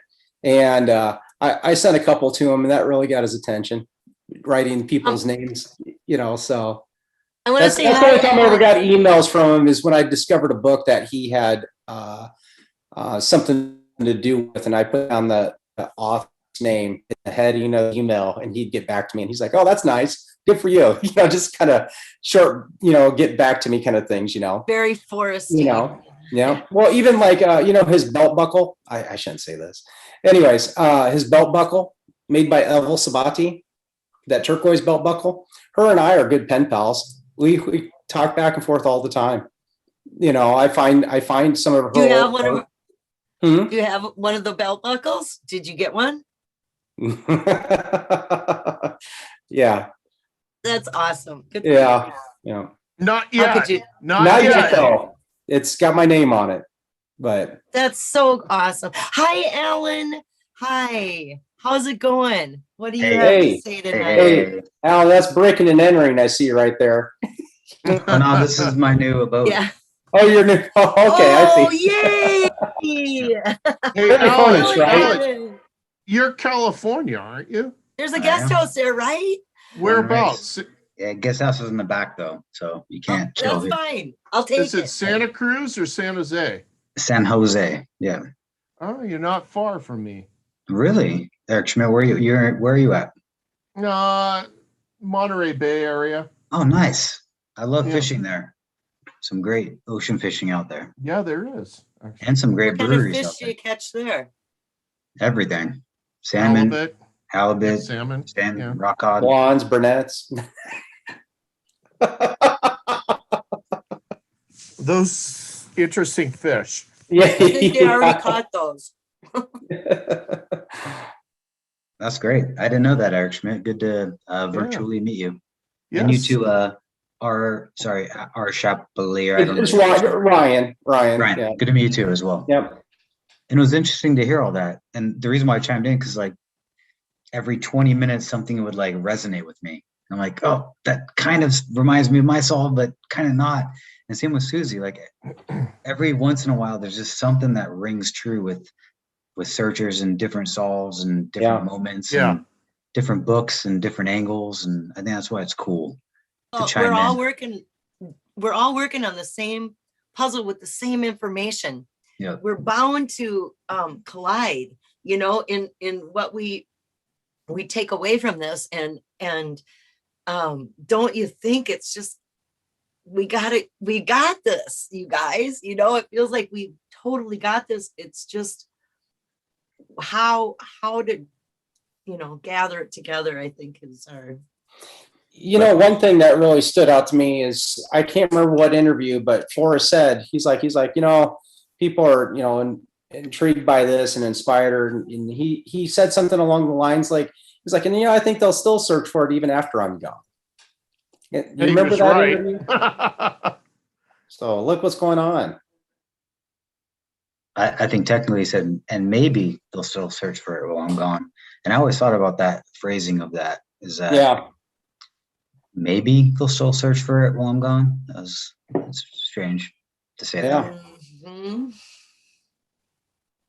And he's gone and we're still searching. Well, it's really interesting. Yeah, on and his loving work. it too. Yeah. I mean, it's fun. It's fun to like, it just keeps your mind, I don't know, activated. It's fun to look for this. Well, it's silly how you're listening to the radio, watching a TV program, doing something on the internet, and you'll see something, and all of a sudden you're like, "Oh, where's my book?" Warm water. Yeah. You know, just like I told you about that fox, the fox act like the hound thing. You know, it's an article I read about a lady who had a fox here in Nebraska, and her neighbors complained, but she had the permit and is all legit. And then I'm just like, oh, well, you can do that in Wyoming, but not the other search states. Is that what Forrest really wrote? I'll never know. But I mean, it's obviously Wyoming. It's funny you said that, so- because while you were talking about Hemingway, I literally ran to my closet and grabbed my I have a backdrop. That's okay. I see. But it's Ernest Hemingway in the It's that Tolkien book. High Country.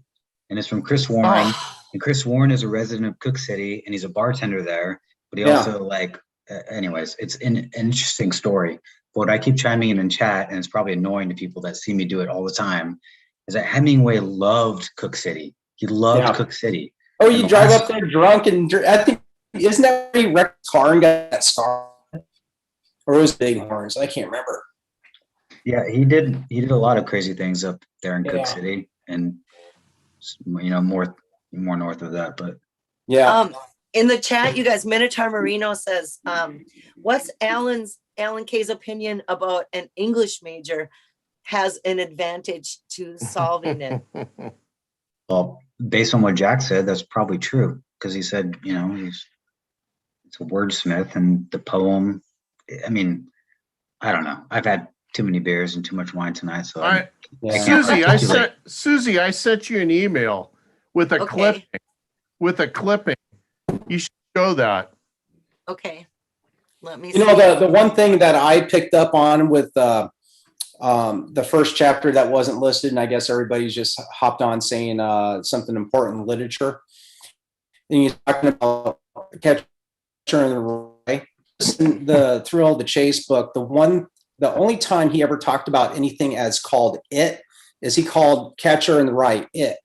He would, if you read that chapter again and look how he uses his words, he's not using the word Catcher in the Rye, he's calling it it, you know, and that's kind of like how people in the poem are like, well, it might be an important word.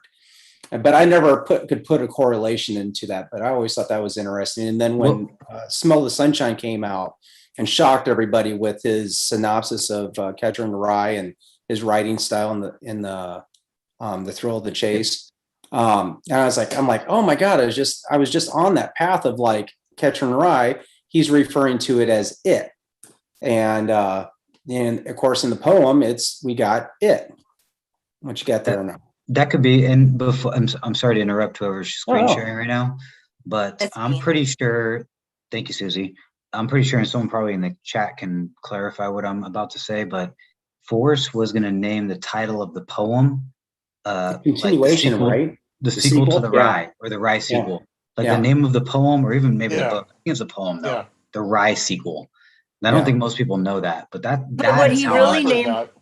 But what he really named the poem, what it was published with on his website, was Where the Treasure Lies, was the name of the poem. Yep. Where the Treasure Lies. Yep. And then after that title was removed and it wasn't printed in the book, but for a time it was on the old Santa Fe Trading Co. with that title. And that's a double whammy. Yeah, that's a double whammy to me, Susie, because he went from calling it the Rye sequel to Where the Treasure Lies to no title. So like, why that progression?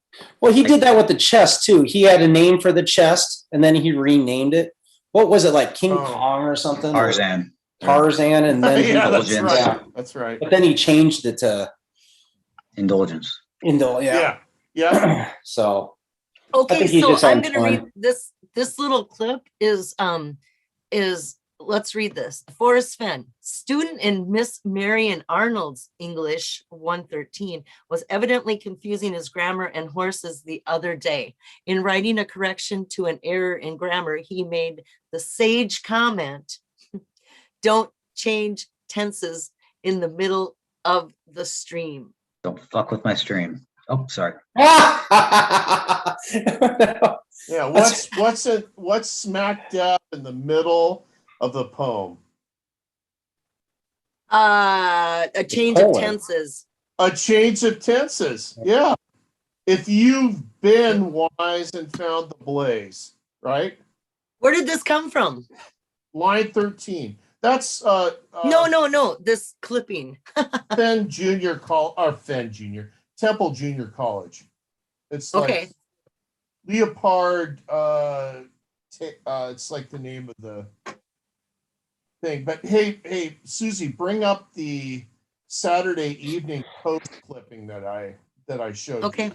Oh, you mean by Norman Rockwell, who they plagiarized, blatantly plagiarized? Yeah, right. Of course, you're the expert on this, dude. You, Alan, you did some research on this one. Which one did you want me to pull up? I'm sorry. I sent you an email with the Saturday Evening Post. Okay. I have to figure out which one it is.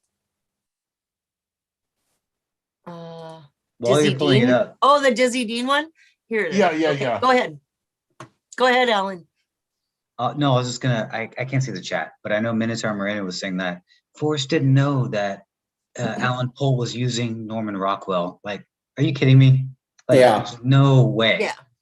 Force I was mean, in it's part. so he had to. He just yeah. Well, like what is it? Alan Paul. He does a lot of characters or face. Yep. He does paintings of famous people and stuff. Is his other? He has like two different like landscaping and New Mexico stuff, but then he also has like John Wayne and Clint Eastwood and stuff. He does paintings of. So obviously he gets pictures and he goes off of those. So he exactly had this.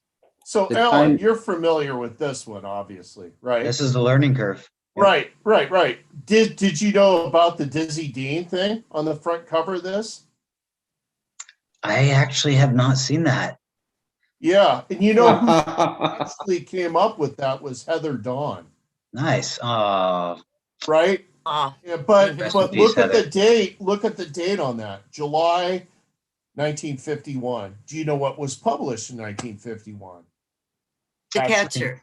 I think I was about X years old at that point. 6 years old? X. I said X. Oh, yeah. I was negative 9 years old. Or 10, 11, I guess, maybe. But yeah, 1951 was Catcher in the Rye. Interesting. And Yes, he revised Once Upon a While to add in the Dizzy Dean scrapbook. Right. Well, Dizzy Dean. What's Dizzy Dean's initials? Double D. Yeah, Dizzy Dean. Yeah, but didn't Forrest have some scrapbook he was talking about, Dizzy Dean? Yeah, that's what he put into Once Upon a While. Yeah, and the ones The revised version. I got the book. I never read it, but Yeah, Susan's the got it first, right there. throwing a curveball. yeah. First About base, throwing a curveball or something, right? Yeah. yeah. First baseball uniforms, 1851. And I don't know And, what this means. and it's cardinals and cardinal direction is a Yeah. Oh, yeah. That's another. The birds shooting meadowlarks.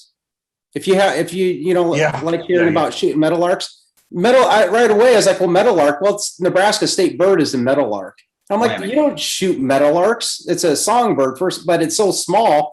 There's nothing to eat. Maybe for a cat, but So that was one thing that stood out to me. And meadowlark was the state bird of Wyoming as well. So yeah. Oh, really? Yeah. Yeah. Sorry, that just when I saw the birds, I was like, oh yeah. Yeah, that's right. Connection. That's Yeah, what our brain is good at. Yeah. Finding connection. One or two things. Okay. 10. Did Alan Kay just call out 20 Minotaur things? Marino? Sorry. To clarify, I'm not calling out Minotaur. Minotaur is like a genius, so I'm not. Oh, it's on. He said. No, it's on. Yeah. Gonna duke it out in the next Vegas. Minotaur. I will be right back. I got to get a beer. Minotaur, you're so Alan, where were you searching? Where's your area? How is Northeast your Yellowstone. solve? Northeast Yellowstone. Northeast, up by Cook City. Lamar. Susie knows. It's Lamar. Lamar Valley. The Lamar Valley. Specifically, yeah. Yeah. Beautiful area. That's where Osborne Russell wanted to die, and that's where. Anyway, Yeah. I'm not going to go into it because I feel like I'm just being annoying at this point. So. Oh no! Hey, the treasure's gone, right? So it's gone, but that's why I'm like, yeah, it's gone. So why keep saying it? Oh, that's okay. Hey, now we can all spill the beans. Like all this stuff we told you guys tonight. My beans have been spilled. My beans are spilled. Oh, okay. Listen to this. Minotaur Marino says F shot 4 meadowlarks. There are 4 meadows in Slough Creek. Yeah. Yeah, I tell you that Cook City, Silvergate area, that's really pretty up there and coming through. Then if you go through Yellowstone, it's a great direction to drive because you miss all that traffic. Yeah, we went through there a couple times because we go through Cook City, and we come in through that northeast northwest entrance. I don't know what it's called. The Beartooth Highway, right? Or it comes through. It goes through there into the park. You go in there, hardly anybody goes that direction, and you have no traffic jams. We'd come up to Buffalo or Wildlife, And Yeah, every, Buffalo. and then we just drive by the Buffalo or whatever, and then we drive by a 2-mile long traffic jam. But there's a great direction to run through the park. Is that it's just what's funny is that a lot of people are waiting. Well, you know what? I'm not going to say that, but I was waiting for Scrapbook 212, and I'm pretty sure Scrapbook 212 is when Forrest talked about, I think, like the Denver Museum, but he talked about like the kids touching the bear's mouth.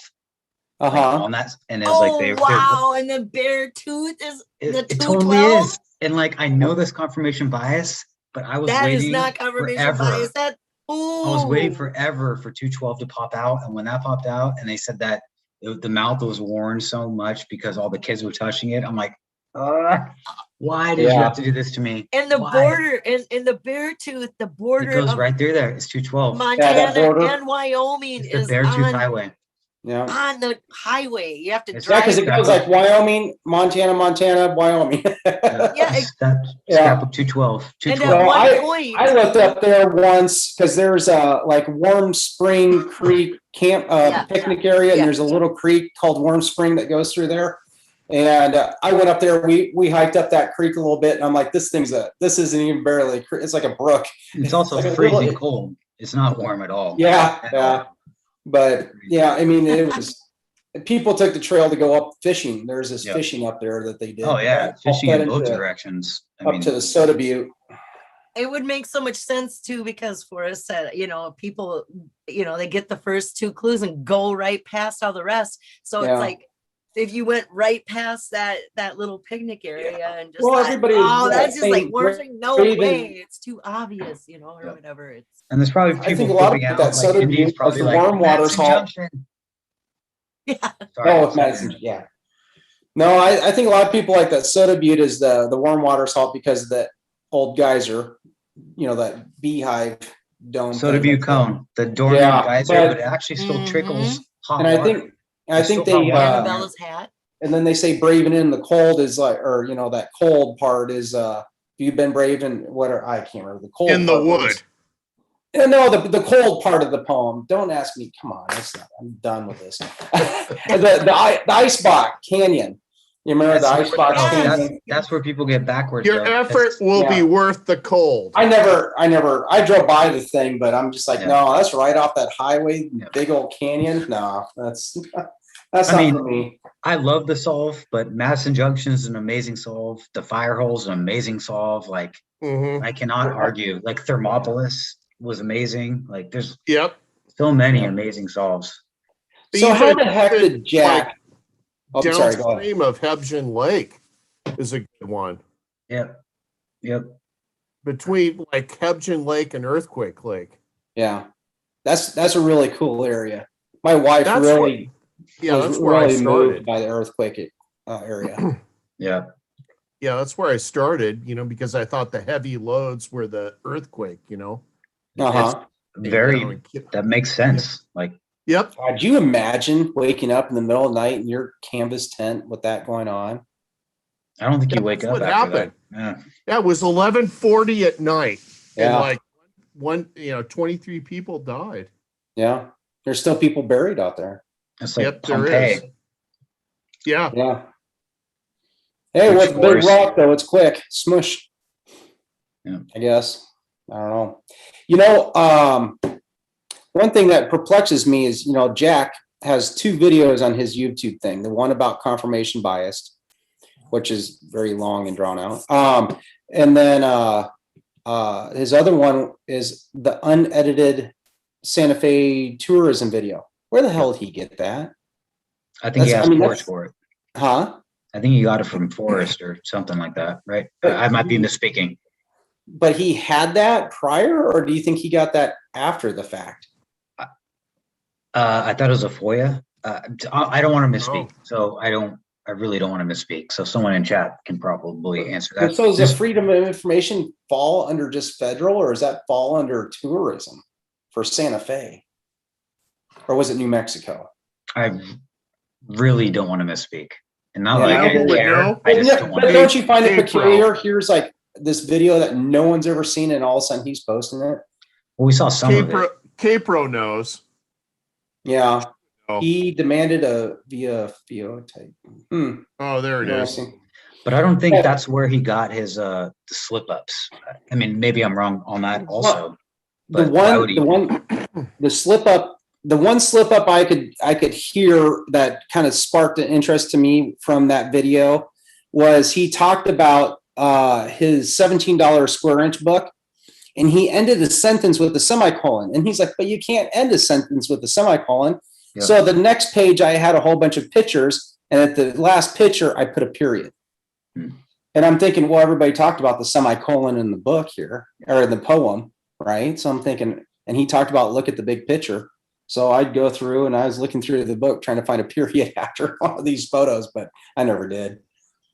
I don't know. But I found a YouTube video. It's put out by the military propaganda machine, you know, something that back in the 50s, black and white. And they talked about, you look up and go on YouTube, type in the big picture 7th Cavalry, and there it'll pop up saying the big picture, and it's this globe spinning around with this word big picture, and that goes in and talks about the 7th Cavalry. And so, you know, talking about the Indians and everything. I thought that was pretty interesting. Don't think it helped. Yeah. I didn't find it. I'm back. You don't have the treasures. I forgot that. Yeah. None of goddamn us lie. have the treasure. It helped you learn something though. But Yeah, it didn't help exactly. you find anything. Yeah. Exactly. Who didn't learn something, huh? That's like impossible. You go get a to be refill? Chase and not learn something. That's Forrest was a teacher. Yep, I 100% Yeah. agree with that. Yeah, he was. Motivator. What I miss? Yeah. I went and got a beer. We solved it all. It's midnight here, and You I'm figured so it much- out. You missed it. Oh, Yeah. now I'm gonna have to I'm tr- watch it back. I'm gonna have to watch it back and figure it out. Dang. We I'm figured it out in drinking code. 805 right now. Ellen probably knows those. What'd you say? 805. 805. What's Oh, yeah. 805? I know those. Yeah, Firestone Walker Brewing. Oh, the beer. Brewing. Oh, Brewing. Central Coast. are we keeping you awake, Hooli? She's like, I wouldn't have been asleep yet. Well, looks like it's just K-Pro and Hooli talking to each other. I know. Bill Gorman's in there too, though. Is he? In the Come cold on. is from my cold dead hands. He Come on, said, Billy Oh, G. yeah. Come on, Billy G. Come on. Charles pry Heston him out of his fans. cold dead hands. Okay. And then Richard Rutherford's still in there. Mitch is in there. Hey, Eric, Bill's from the Bay Area too, kind of, I think. Well, he's in Colorado now. I know he is now, but he knows like the Bay Area for sure. Oh. Same with Davio and some other folk. Jack. Not Jack. Jack. Minotaur Marino has a question for the panel here. It said, with it taking 10 years to be solved and the finder having to brute force the find after 25 days to find the treasure, does the panel agree will likely be disappointed in 1 or 2 clues? I think if you get 1 or 2 clues, I mean, that's Oh, are you Huge. saying if we get just 1 or 2 clues from Jack instead of all of them? if he disappointed? said, No, tell me he's what like, this is worse halt. Holy cow, that'd be huge. Yes, Well, because or once even we figure out Homer what he Brown. I mean, even Forrest said, if I told you where Homer Brown is, you'd go. You walk right straight to it. Right to it. Yeah. So if once we Yeah. understand the how, if we could unlock if he said warm water's held as this and told us why, or how it became unlocked, we could just click, unlock the rest of the poem, so Yeah. I think there's ways of Jack, without ever telling us, giving us, like something that's maybe just one of the clues. Let us figure Well, out the okay. rest. I think Can there's I- so many searchers so versed in so much aspects of Yellowstone and the Shoshone National Forest and Lander and Washakie and Absaroka and Bighorns that anything to confirm something is just going to just make the whole house of cards fall. I mean, I think Right. There's too many smart yeah. searchers who know way too much. I agree. Can I say things that I think Jack has said that are Yes. clues, but Yeah. not Oh, solving yeah. clues? He said warm water salt is warm water. That is something that eliminated my solve, kind of, but that eliminates a lot of people's solves, and a lot of people disagree as soon as they hear that. But he said, basically, warm water is physically warm water. Yeah. Period. And then he said, and that's what he would told K-Pro, and that's what Okay, Forrest that's number told one. K-Pro. Okay, So and that's fine. like So that's the confirmation. that's another confirmer. But yeah. we'll stick to what Jack said. Yeah. About Okay, What's so warm water I'm gonna to keep going, you though. and what's warm Yeah, water go to ahead. the next Keep person? going. Exactly. So I understand what you're saying. But warm water is relative, but he said it's physically warm water. And then the confirmation after that was that do you have to cross a waterway after that? And he said, how else are you gonna get cold in the summer? So if he says that warm water is physically warm water and you have to cross a waterway in the summer to get cold, then that tells me there's a physically warm water and there's a waterway that you have to cross that is cold. Those are two confirmers in my mind. That doesn't tell you where you are. Well, here, Alan, how about this? Yeah. Let's I'm not trying to start. I'm not saying the fire hole is anything. Okay. But Neither am I. let's talk about the fire hole river. All right. Okay. That is fed by a lot of geysers, right? And I went, right? Okay. you look like, well, maybe. Well, it's fed by a lot of geysers. It's probably fed by maybe, I'd have to go look at a map. Well, it's fed by the geyser basin. Yeah. I mean, there a lot of it dumps into there, but like, all right, Forest in Ojo Caliente, where he went to bathe, right? Yep.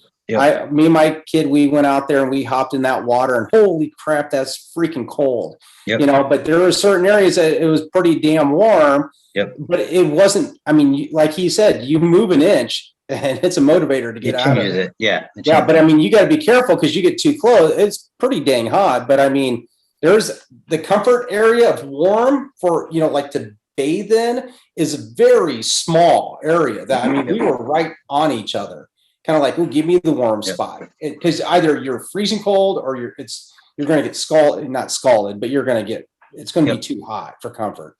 So when warm, I mean, warm doesn't last very long. I mean, the fire hole doesn't freeze in the winter because it's fed by a lot of warm waters or hot waters. So it's kind of like the warm thing is just like, what is warm? Like, or how about the question asked of Forrest? He had a perfect answer to it. North. When I say north, you know, people are thinking, well, straight north or magnetic north. Well, Forrest is saying, well, I think in northerly directions from, you know, 100 and whatever to 200 and whatever. 71 degrees. I don't know how to read it. 1 degree out, so he's talking about this, you know, pretty much 1 degree from west and 1 degree east is all north. Yeah. That's a very vague definition. Can I jump in quickly? Like pilot brain. I totally agree with you. And fire hole is not my solve. And my solve was wrong based on any of this, because my solve was that where warm water salt is cold water. But Jack said it's physically warm water. And yes, warm is relative, but to any person on the planet, if you put your hand or toe or leg in something, you're either going to say that is warm or that is not warm. That's cold. So I don't care if it's 6 feet away or 7 feet away. It doesn't matter. There has to be warm water there somewhere in that vicinity. But that's not the solve. That's just where you start. So that you have to start at somewhere that has warm water, physically warm water in the vicinity. And I'm not talking about that whole moving left to right and feeling cold and warm. I'm just saying that there's got to be warm water there to start. And then what do you, so to start it, then you have warm water. Then what? Then you get back in your car because it's too far to walk? No, you take it in the canyon down. You know, I'll take the canyon down, not far, but too far. Okay, so that's where it gets interesting. I don't know. Yeah. So you're walking. What's below the word down? What? Not. Oh, yeah. Look how the poem's written. It's walk. And you look when it says look quickly down. Look at the word right.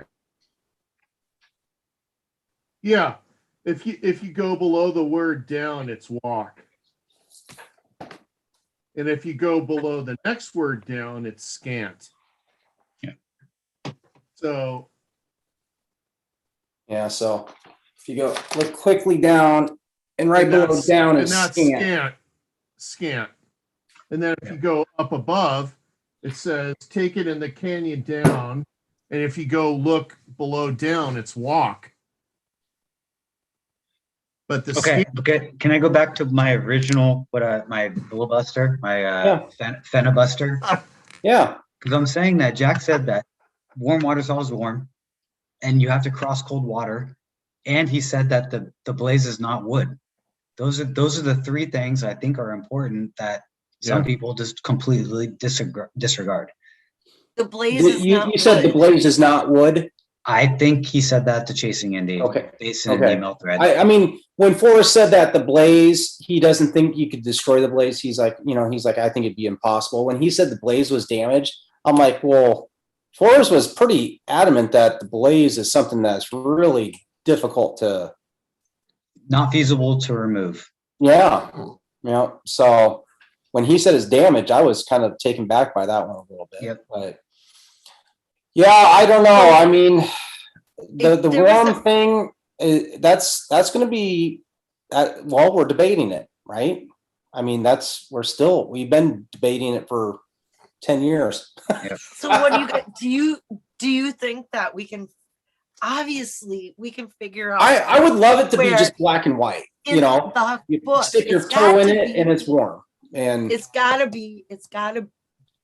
this book has got to tell us where Warm Water's halt is. yeah, I agree. It's got Yep. to. The book And the tells blaze. us. And the blaze, I think, is in there somehow. Yes, it has to. well, I look at the look at Lightning's face. You yeah, always talk about a white mark on a horse's face, and then see that it looks like an arrow pointing downward. Now go to page 99 to the JF picture. Yeah, the same arrow in the There's an arrow in that canyon. Yep. Yeah. Look at yeah, that where the canyon. waterfall, right where the waterfall is. Yeah, right here. Yeah. There's that downward arrow. Yeah, and if you look at the two bombs, Yeah. Yeah. what do those back part of the bombs look like? X's. Yep. They look like X's and they look like this one. This to me looks like it says 2X. that looks like it says 13 and Yeah. this looks like it says 15 in the center of the X's. And do you know the first version of this didn't include the second bomb? It only had one bomb. Yeah. And by the way, I don't know if you've done the research on that, but there's been like conversation where Forrest said that this was drawn by an army buddy named John, like a helicopter pilot from the army, and he couldn't get like approval to use the illustration. I'm like, I don't believe any of that. Like, I don't either. I really don't. Yeah, great Forrest story. is full of crap. Great story, but no. A lot of interesting stories. A little pizzazz added to them, right? Yeah. Do you know that Frosty? He called him the manager. Yeah. He was actually the owner. I found a postcard. In real life. I think his name was called Frosty. Frosty was the owner. I have a picture of the back of the postcard that said him and his wife, and they called Frosty and his wife was the owner of the restaurant. He dipped his The toe Totem in, Cafe. He dipped his toe in World War Mother's Salt and died the next day because he was Frosty. a snowman. Oh, nice. Nice. That's a long dad joke. Sorry. Yeah.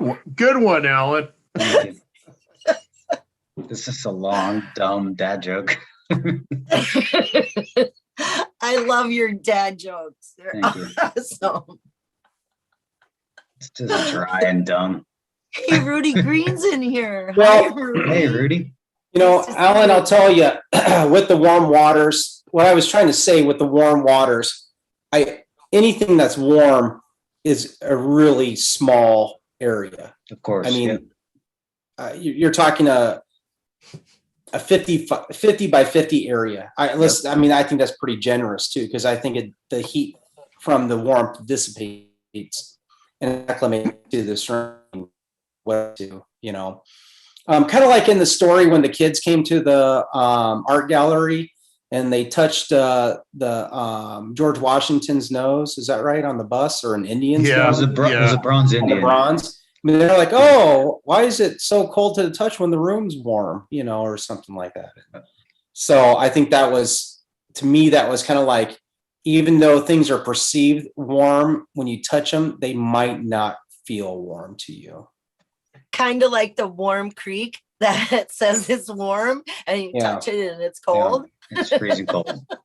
Yeah. It's like the fire hole. I mean, you get in the fire, like there's a swimming hole. There's not the swimming hole, the swimming area on the fire hole.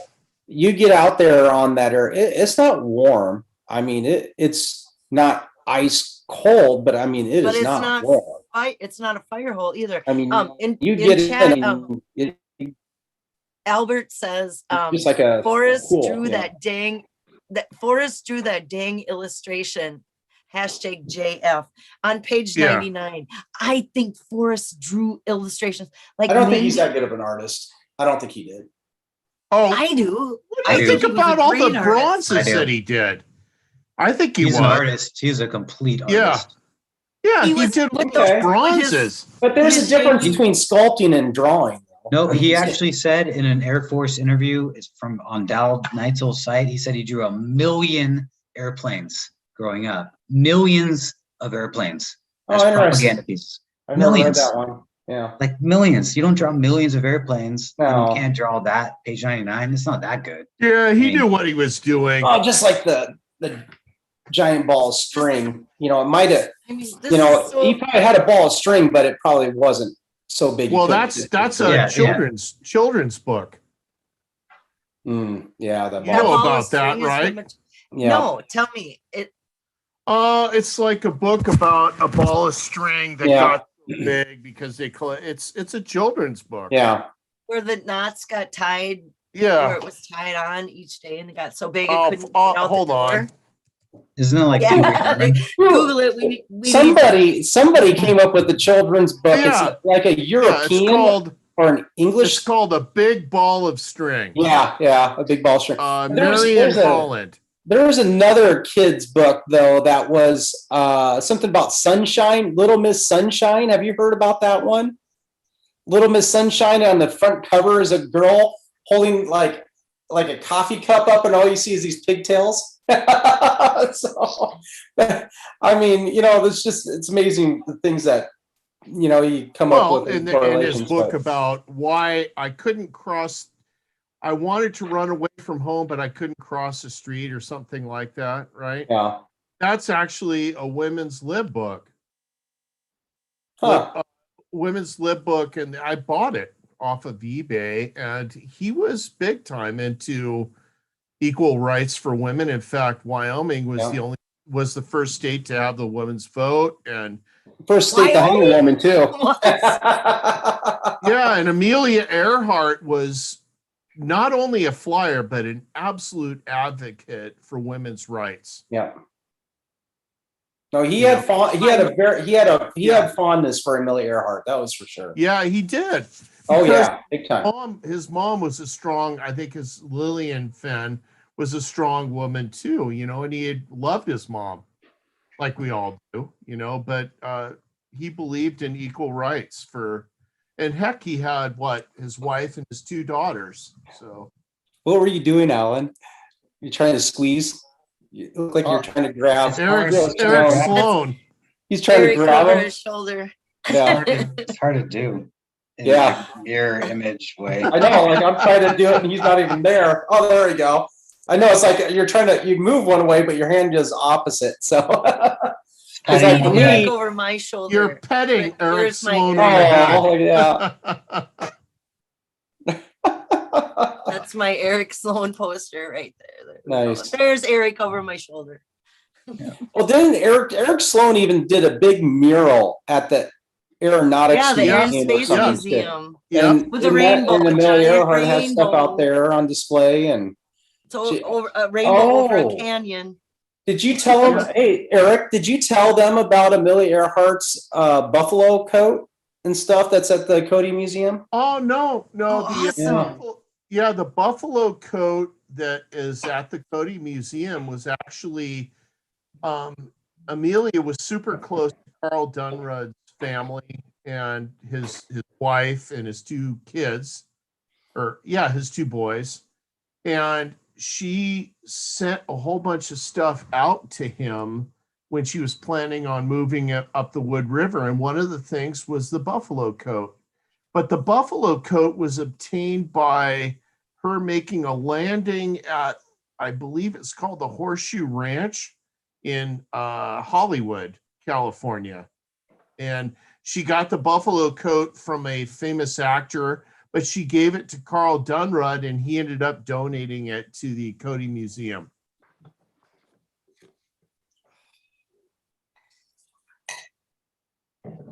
Yeah, and she sent that stuff out there in a case to he built, because she didn't give it to him, but she wanted that out there. But she did send it. She did send a care package to Carl's younger kids. For she sent out tires for Carl. Yep, and then they sent like a BB gun or a 22 for one of the kids. I think it was a 22. Yeah, a dress for the mom, a whole bunch of stuff. I'm joining. Not doing the beer. I'm doing whiskey. So yeah, she was super incredibly generous person, an incredibly nice person. From what an incredible person. Period. Right. Yeah. Right. Mm-hmm. I mean, here we are. She passed away or disappeared in 1937, and she still leaves a legacy, right? Oh, for sure. Oh, for sure. She will forever. She was, for women, she was like she's an icon.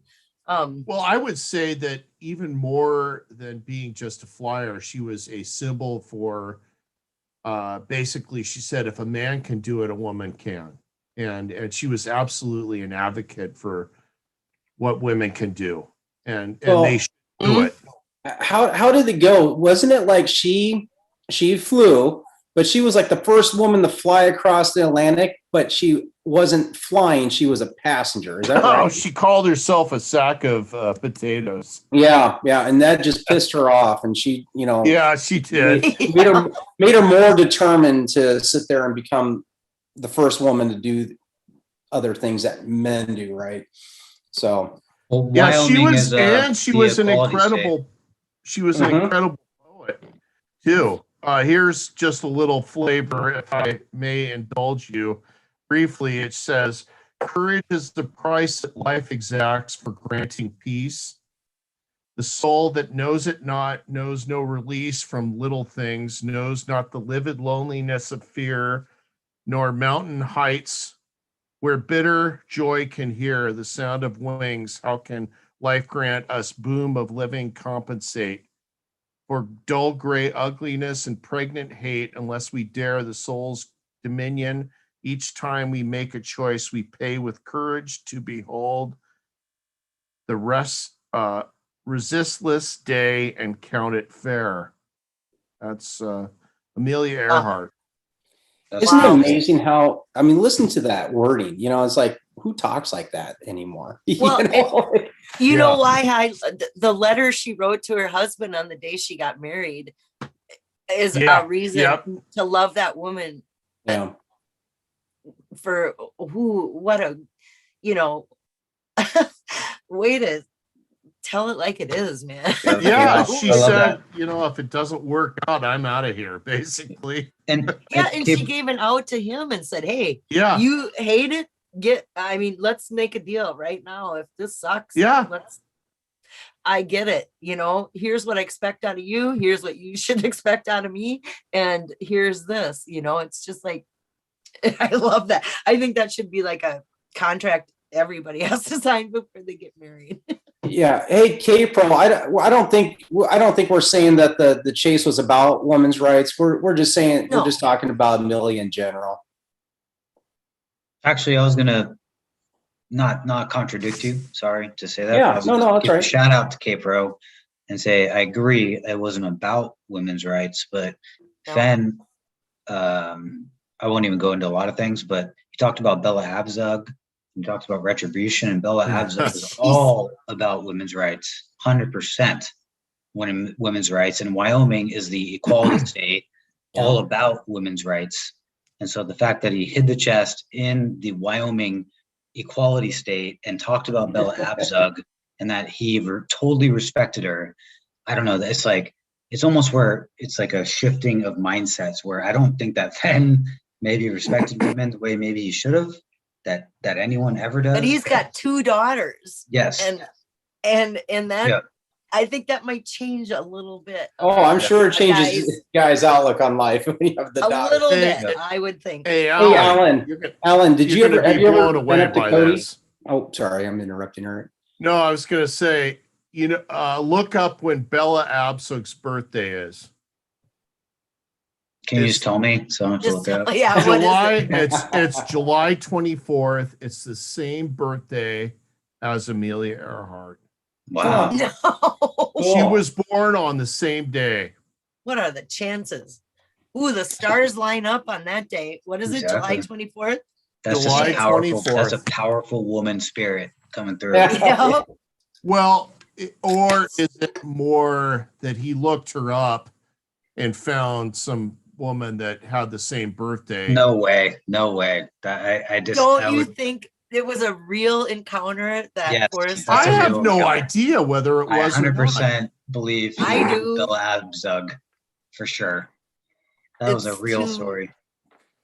It's Forrest I Fenn. feel like that one was real. Well, Matitzi wasn't, so I'm just talking. I Which part about know we Matitzi all get to wasn't? pick and choose No. our own. The Matitzi story about the Spanish thing was not a real story. You're saying when they found the brass tacks? Yeah, that's back not in- Yeah. true. And How do you know that? And I am challenging you. I went Yeah. and I've been to Matitzi and I actually talked to people whether they had ever heard of anything like that happening, including somebody from the Pitchfork Ranch. They'd never heard about it. From 1978. Well, yeah, she'd been around there for a long time. Oh yeah. No, if you I- find a body, You know what? if you find I bones, asked people the same question, and actually one lady says, "That's funny. Somebody else came through here and asked that same question." And that was probably me.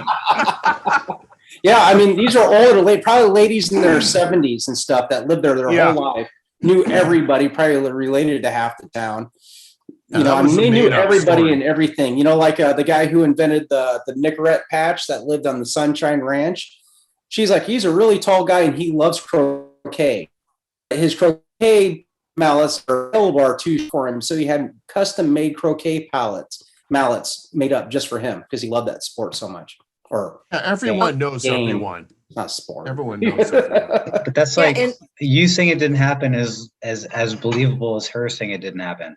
Like, okay, where's the proof? Like, it's a big deal when Well, when bones Well, when if human bones if something are like that found. happened, that would be in the newspaper. I It's a don't big care. Why? deal Yeah. when human bones are found, whether they were 500 years old or 50 years old or whatever.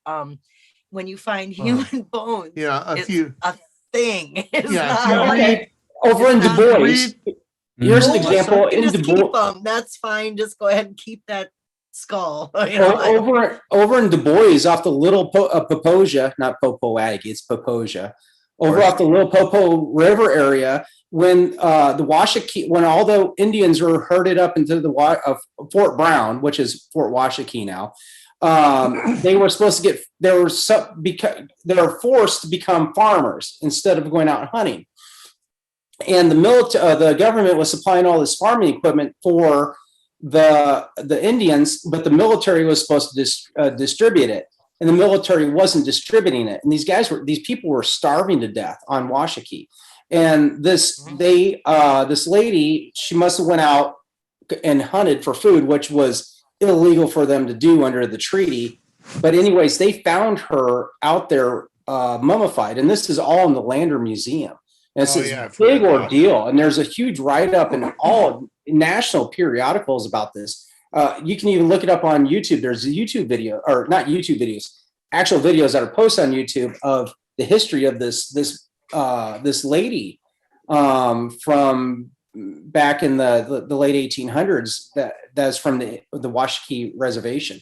And look how big of news that is. You imagine finding a Spanish conquistador or somebody from, Spain that was found up in Matizzi off the historic Pitchfork Ranch. It'd be huge news. I don't care if it's 78 or not. Well, That would be unless it was that, like that guy, whoever found it, only him and his gas station buddies or wherever Forrest was at the service station when it happened, unless they never told anybody, never reported it and made it all go away. Skippy also stole a plane. Everybody knew what everybody had for lunch.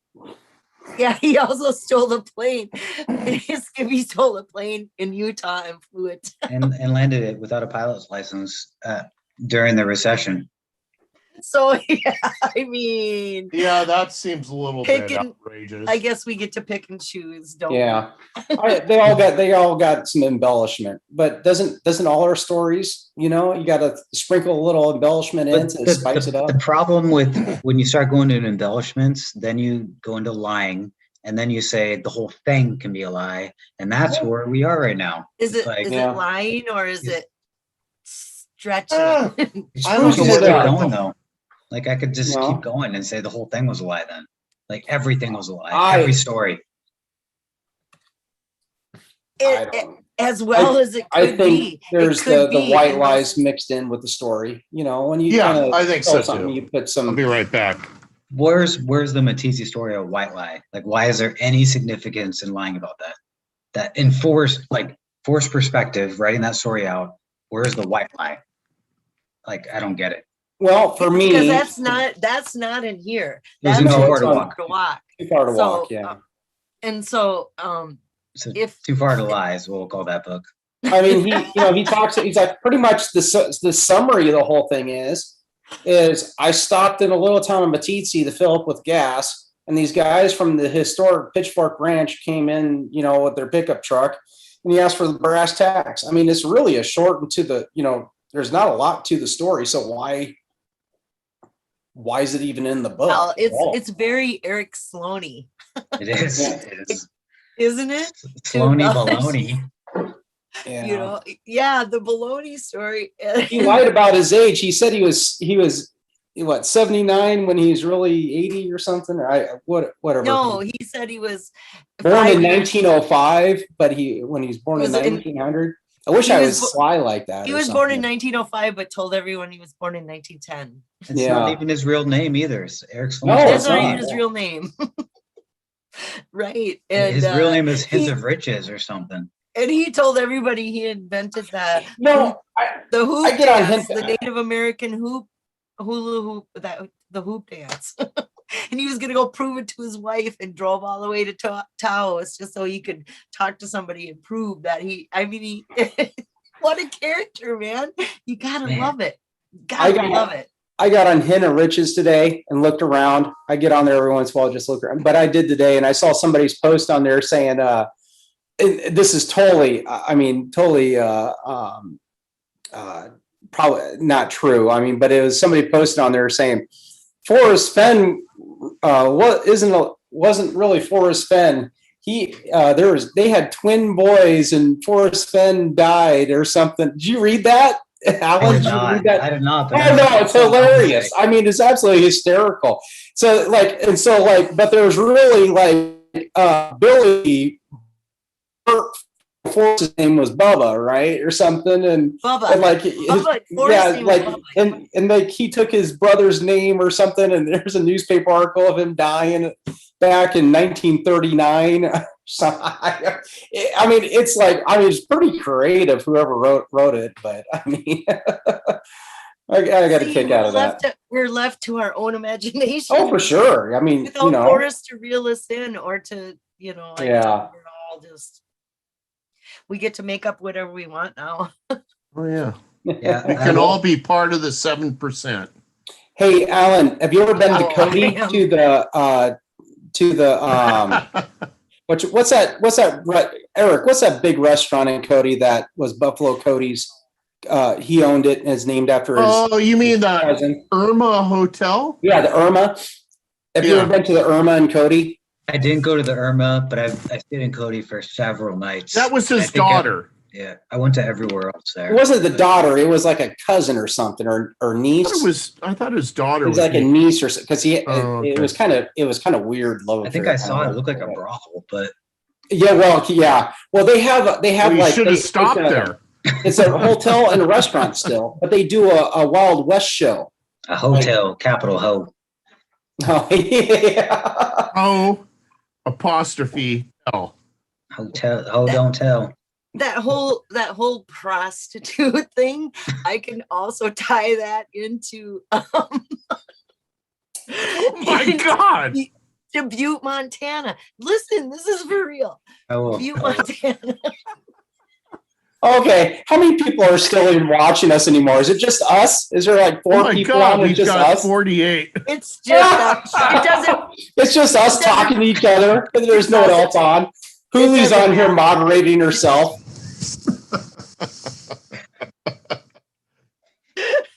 Albert says, Don't worry, "Hotel, y'all."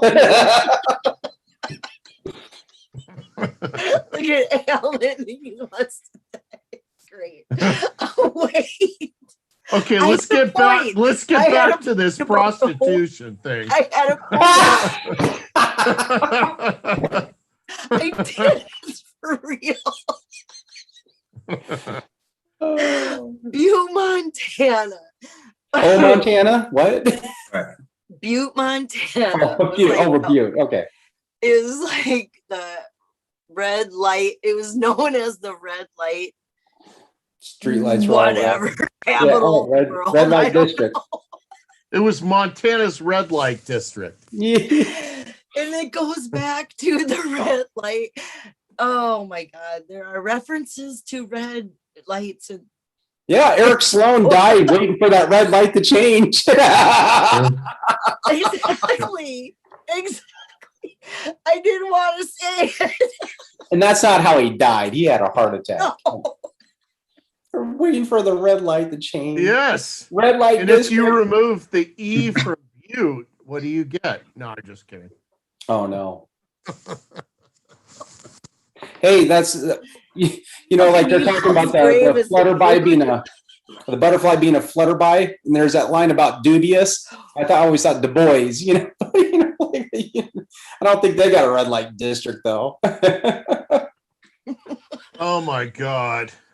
It's very dubious there. That reminds me of something that happened to me when I was a kid. I was with my uncle. Oh.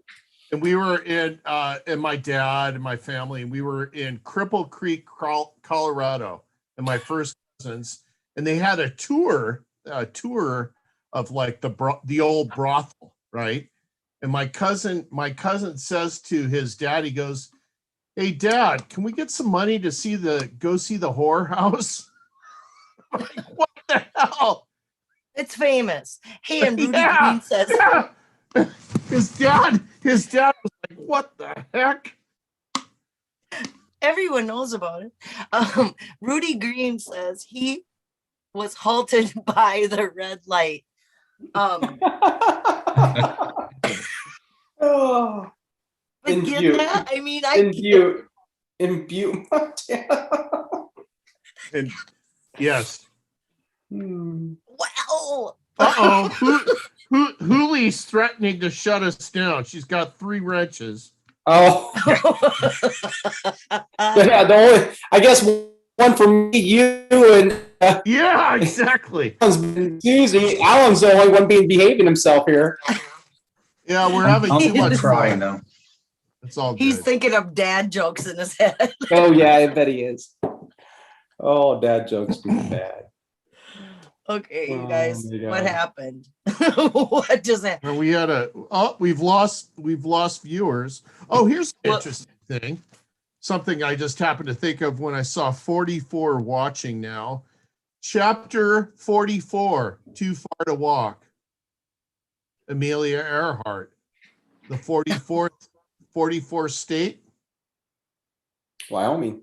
And the 44th parallel, if you want to go down that route. Oh, Oh, whoever did the reverse Ooh. coordinates from Vietnam that landed in Meeteetse. That's Irving to Kirwin. why must I go? Troy. Yeah.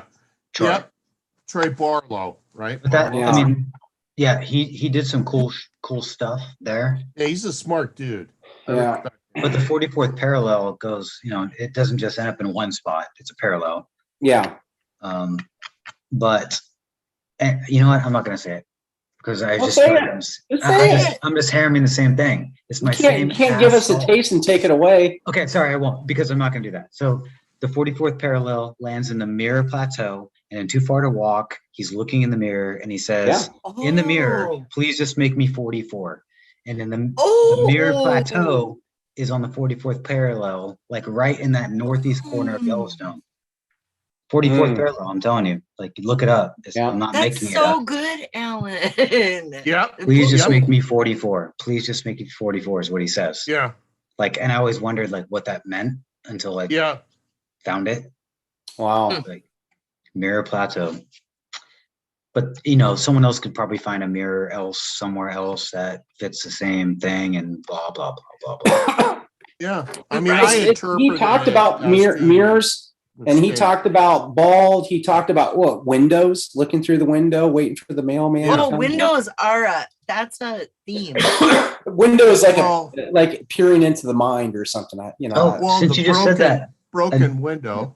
Another thing, since you said bald and Gardner and Jardine, if you are on your way to Gardner from New Mexico and you're jarred awake, Jardine is like just southeast of Gardner, and to the right of that is Bald Mountain. So I always thought it was very cool that Jardine, Jarred Awake is just below Gardner. I still think those are both in Montana, so it doesn't really solve anything. It was always interesting to me, and it still just pulls me to like the northeast of Yellowstone. Like all of that does. Like it doesn't point me to a spot. It's all right there. The general vicinity. Yeah. It's a big vicinity, but it's amazing how each of these areas, like there's so many parts of that whole region that can just pull you to one location, but that location can be different for every person. Yeah. Confirmation bias. You can do that. I mean, any state. Yeah. I mean, God, you probably could get Toledo, Ohio in there too if you wanted to. What is the latitude of Toledo? Oh, I don't know. That 44 too, or what? Well, no, it's not 44, but it is Wyoming. Oh, where does it go? Right through Kirwin. No, I'm just kidding. I don't know. I don't know. The way you said that, Eric. I am surprised. I am surprised and shocked that you do not know that. Well, you don't know that because it probably doesn't go through Kirwin, and you don't want that. Yeah. You should have just said it did, and no one would look. Jack no one would told me it goes that. through Kirwin. Jack told me it went through Kirwin. Yeah. Good point. Hey guys, I'm gonna have to leave. It's actually time for me to go to sleep. Well, thanks for coming. Yeah, you got 2 hours on me here, man. So you're I got 2 hours earlier. Yeah. 2 hours later. Right? It's pushing almost 1 o'clock here. A few years older, too. Just a few. Just a child. A trot. A child. Me? I'm just messing with you. Hey, always a pleasure. This has been a fun evening. Yeah, thanks so much. It's been fun. Good to talk with you, Eric. Yeah, good to talk with you too. We'll do it again. Yeah, see you again soon. All right. Talk to you later. Have a good evening. Night, Eric. Good night. All right. Now Lily has to come on though. What? There's one time we went up to Lander, and we went up the middle Poposia River where Sinks Canyon is and everything. And Sinks Canyon, when the water disappears and comes back out, it comes back out at a different temperature. And the trout like going up there and spawning. Mm-hmm. And, he talked about jumping off the bridge, and that was kind of like the initiation into adulthood or something.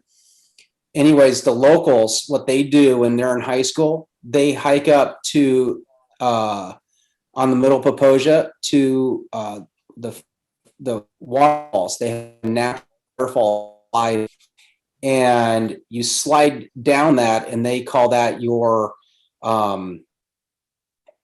entry into, you know, adulthood, or, you know, it's kind of like Your the passage. yeah, your passage.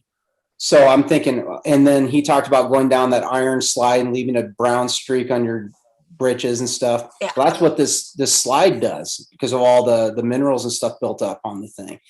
And me and my boys, we went and slid down that thing, you know, but and we sure got marked up. And I was like, man, hey, this is Homer Brown, you know, but we never found anything. And Poposia, I know he calls it the Popo Aggie River, Popo but Aggie, right. you say that one time to a local, you get corrected real quick.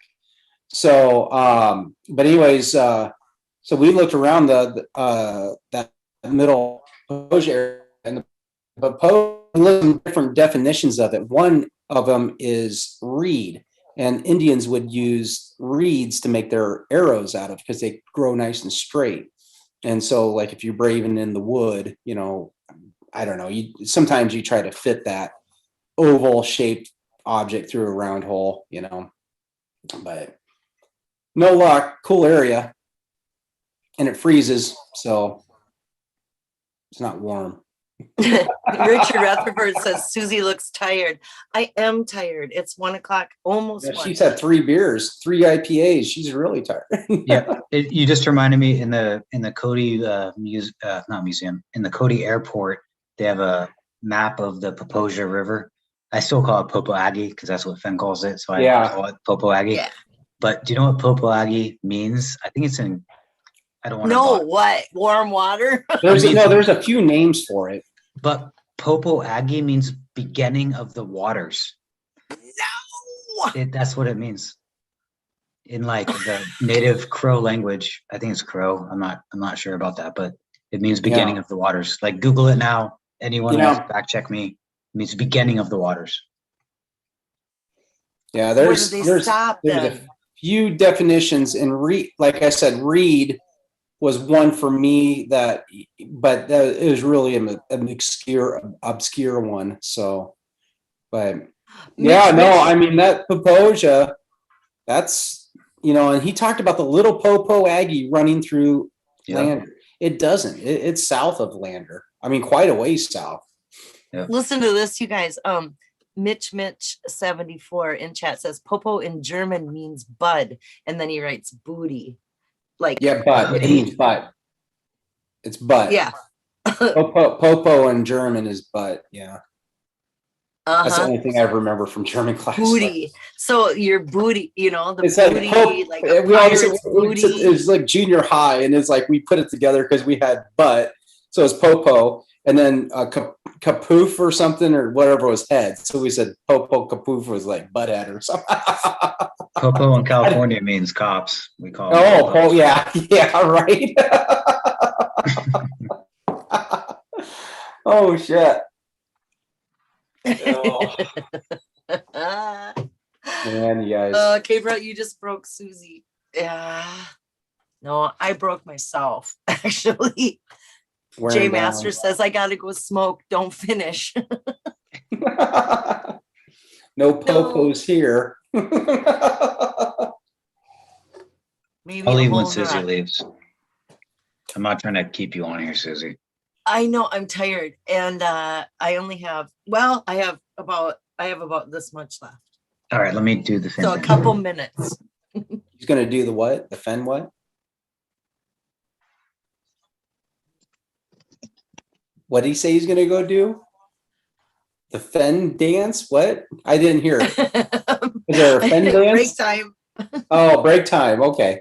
Time out. Time out. Yeah. Oh my God, this is so much fun. Thanks for coming on tonight and Sure. Well, keeping us entertained. You came out of the blue, like I haven't seen you in. No, well, Eric, used like to I watch said, Eric has my number, you know, and he's had it for years.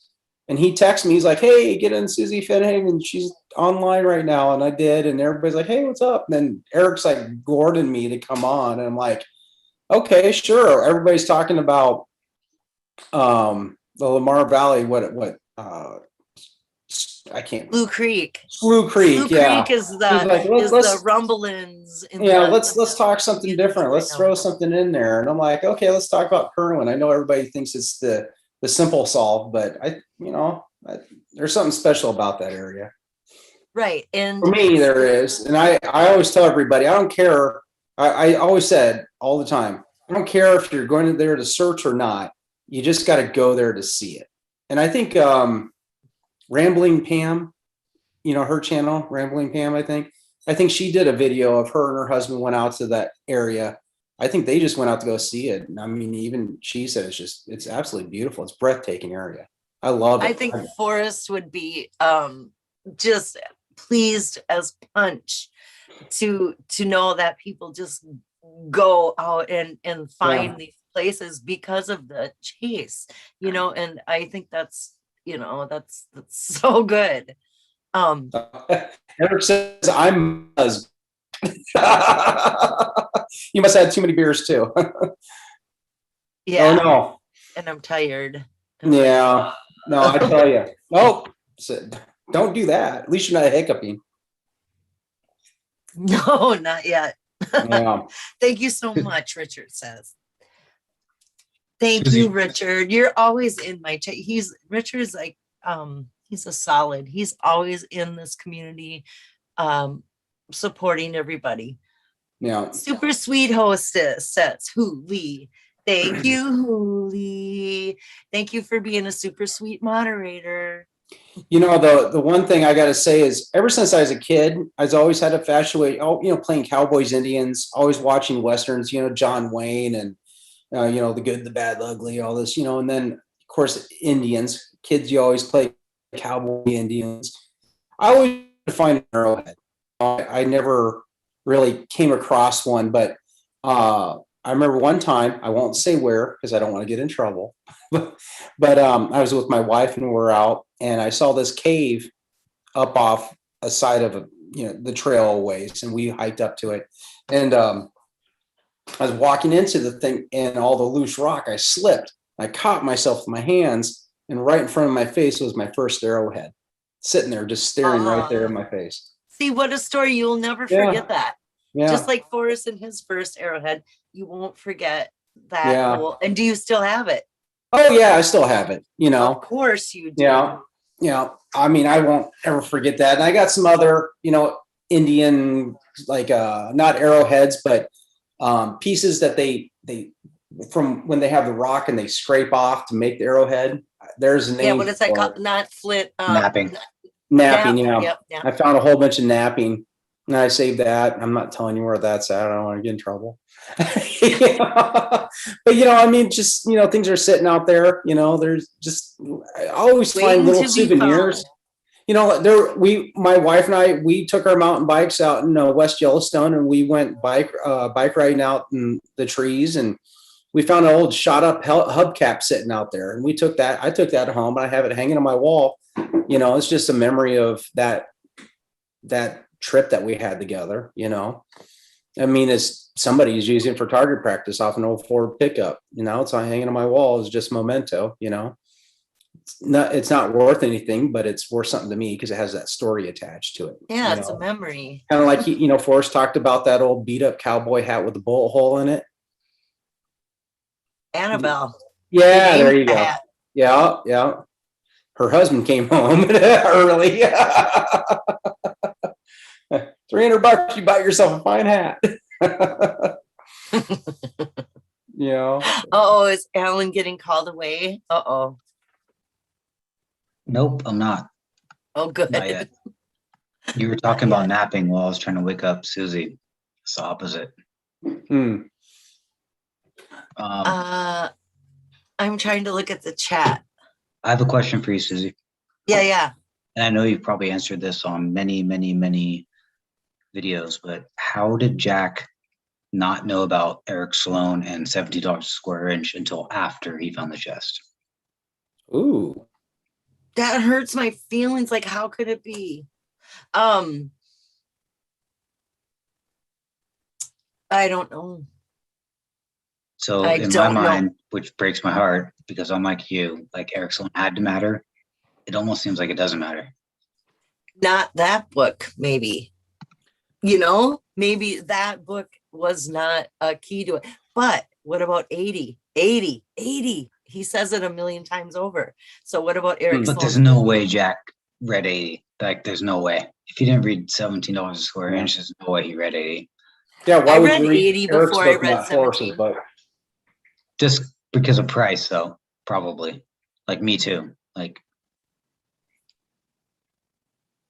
there's no way Jack read 80. Right. You know, when I got into this, Yeah. I went after Forrest himself, not not trying to go off of like, you know, the brown trout because he's a fisherman, or Art Browns because of paint, you know, things like that. So I delved into trying to figure out who Forrest was and how he thought. And I went into the books, and Eric Sloane is the first thing I went to. I mean, I got tons of Eric Sloane books. You Yeah, know, what if it was, what if the connection isn't, you know, what if it's a reverence for wood? I What don't if think it it's would. other, Well, yeah, that was one what of if the it's very Cracker first books I Barrel? bought. Talk about a totem cafe. Yeah. A Cracker Barrel restaurant is a totem cafe. Cracker Barrel, the book, I mean, it's all inspired. It's kind of, but he talked about Americana. knowing him, you know, feeling like he understood how Forrest thought and wrote is how he found the chest, right? Isn't that what Jack said? Yeah, it's more about English, or the English and the words and understanding the words. Yeah.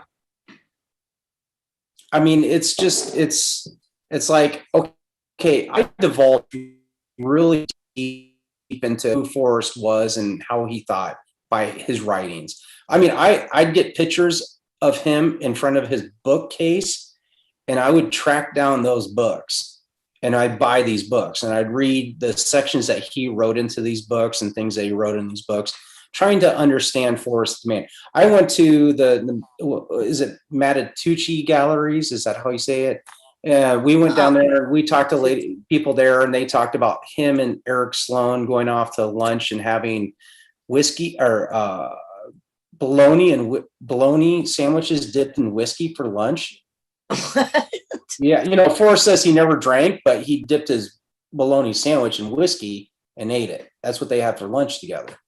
I mean, you know, they took me around to the old living quarters and the kitchen and everything. And so, I mean, that's pretty, but I mean, so I'm just, the whole time I was just trying to figure out how he thinks, what, you know, his past, his history, trying to put myself in his shoes.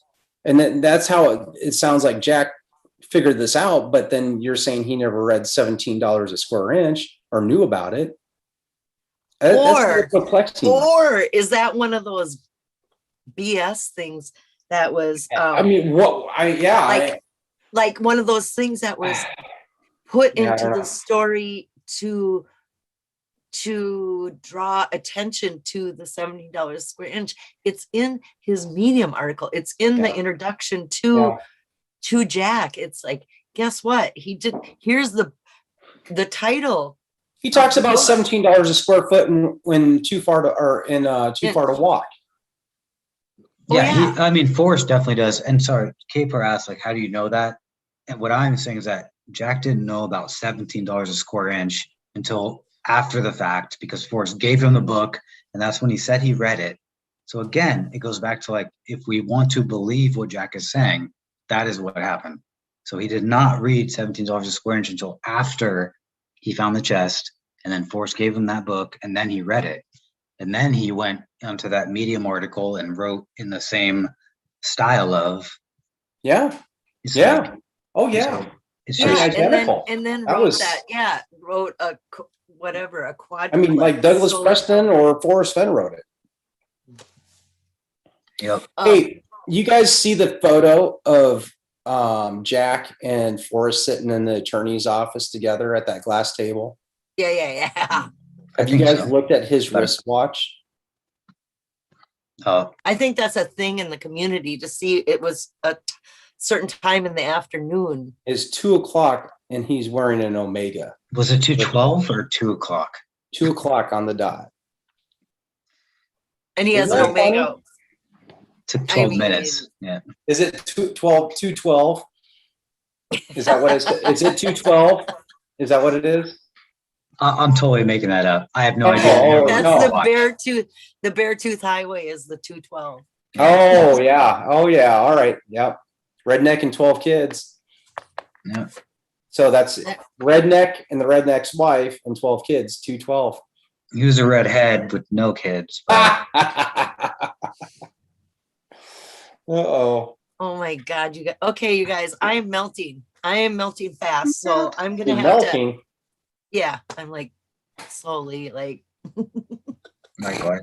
and so yeah, it's really late here. It's now after 1 o'clock. So this Yeah. is like an Well, epic. Thank you, Susie. I went, Hey, you know, it's like Susie, 4 I hours don't later. know if this is a dad joke, but it's a joke for you. It's like, okay. and I know this Yeah. lady, she says she doesn't like taking showers because it dilutes her wine. You get it? Oh God. I was like, wow, leave me hanging.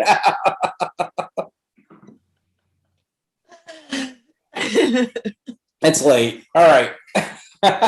This was a woman. Okay. I appreciate her. It is late. I don't know. Okay, everybody. I can't Thank you, wait Susie. to watch this again and see what really happened.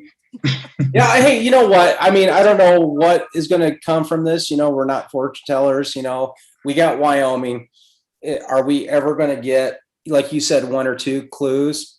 I mean, it's hard to tell. I mean, honestly, if not even not even getting the clues or the location or anything like that, but when are we ever going to get to see this thing on a Sotheby's auction block or in the Cody Museum or something?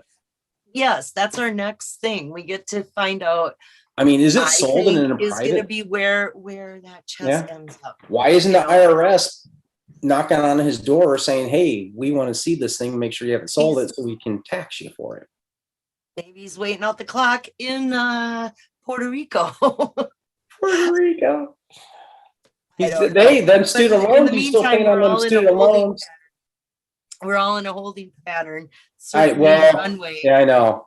The It feels like landing. it's been forever ago, but it hasn't been a year, so who knows? Yeah, we're still circling. It hasn't landed. I think we still have stuff to come. June 6th, says GeoNet in the chat, is coming up, and maybe there will be more. And the Dan Barbarisi book is coming up, and I can't wait to find out June what's 6th. in there. Then people correlate the book stamps, those chapter postmark stamps with the find No. and Forrest's death or something like that with the Well, June day of the 5th, month. June June 5th, 5th. supposedly is when Jack found Okay. it and then asked permission. And then June 6th is when it was announced, but he supposedly found it on June 5th, the day before. June 5th happens to be the postmark on the Golden Moor chapter. And it's Yeah. also the odd stamp. It's also the same stamp that's on the Skippy chapter with him and his dad and his graduation, and where the stamp is on the right side of the page instead of the left side of the page. So it's like the odd stamp out, and that odd stamp out is the same stamp as on Golden Moor, and they're both June 5th. So actually telling everybody that he found it or it was found on June, or it was announced on June 6th, but it's insinuated it was found on June 5th. And that's where the postmark. Ever since I started this thing like 8-9 years ago, whatever, I avoided the post stamps like a plague. And I said, if anybody found the treasure based on the post stamps, good luck. And I'd be upset that I even started the thing. I avoided them. I could not, for some reason, it just turned my stomach thinking that the post stamps had anything to do with it. It's Just still, we because- don't know if it had anything to do with the solve, but it had, but it, it could be a complete coincidence that it was found on that day, or Yeah. it was made to, that could be pure coincidence and nothing to do with the solve.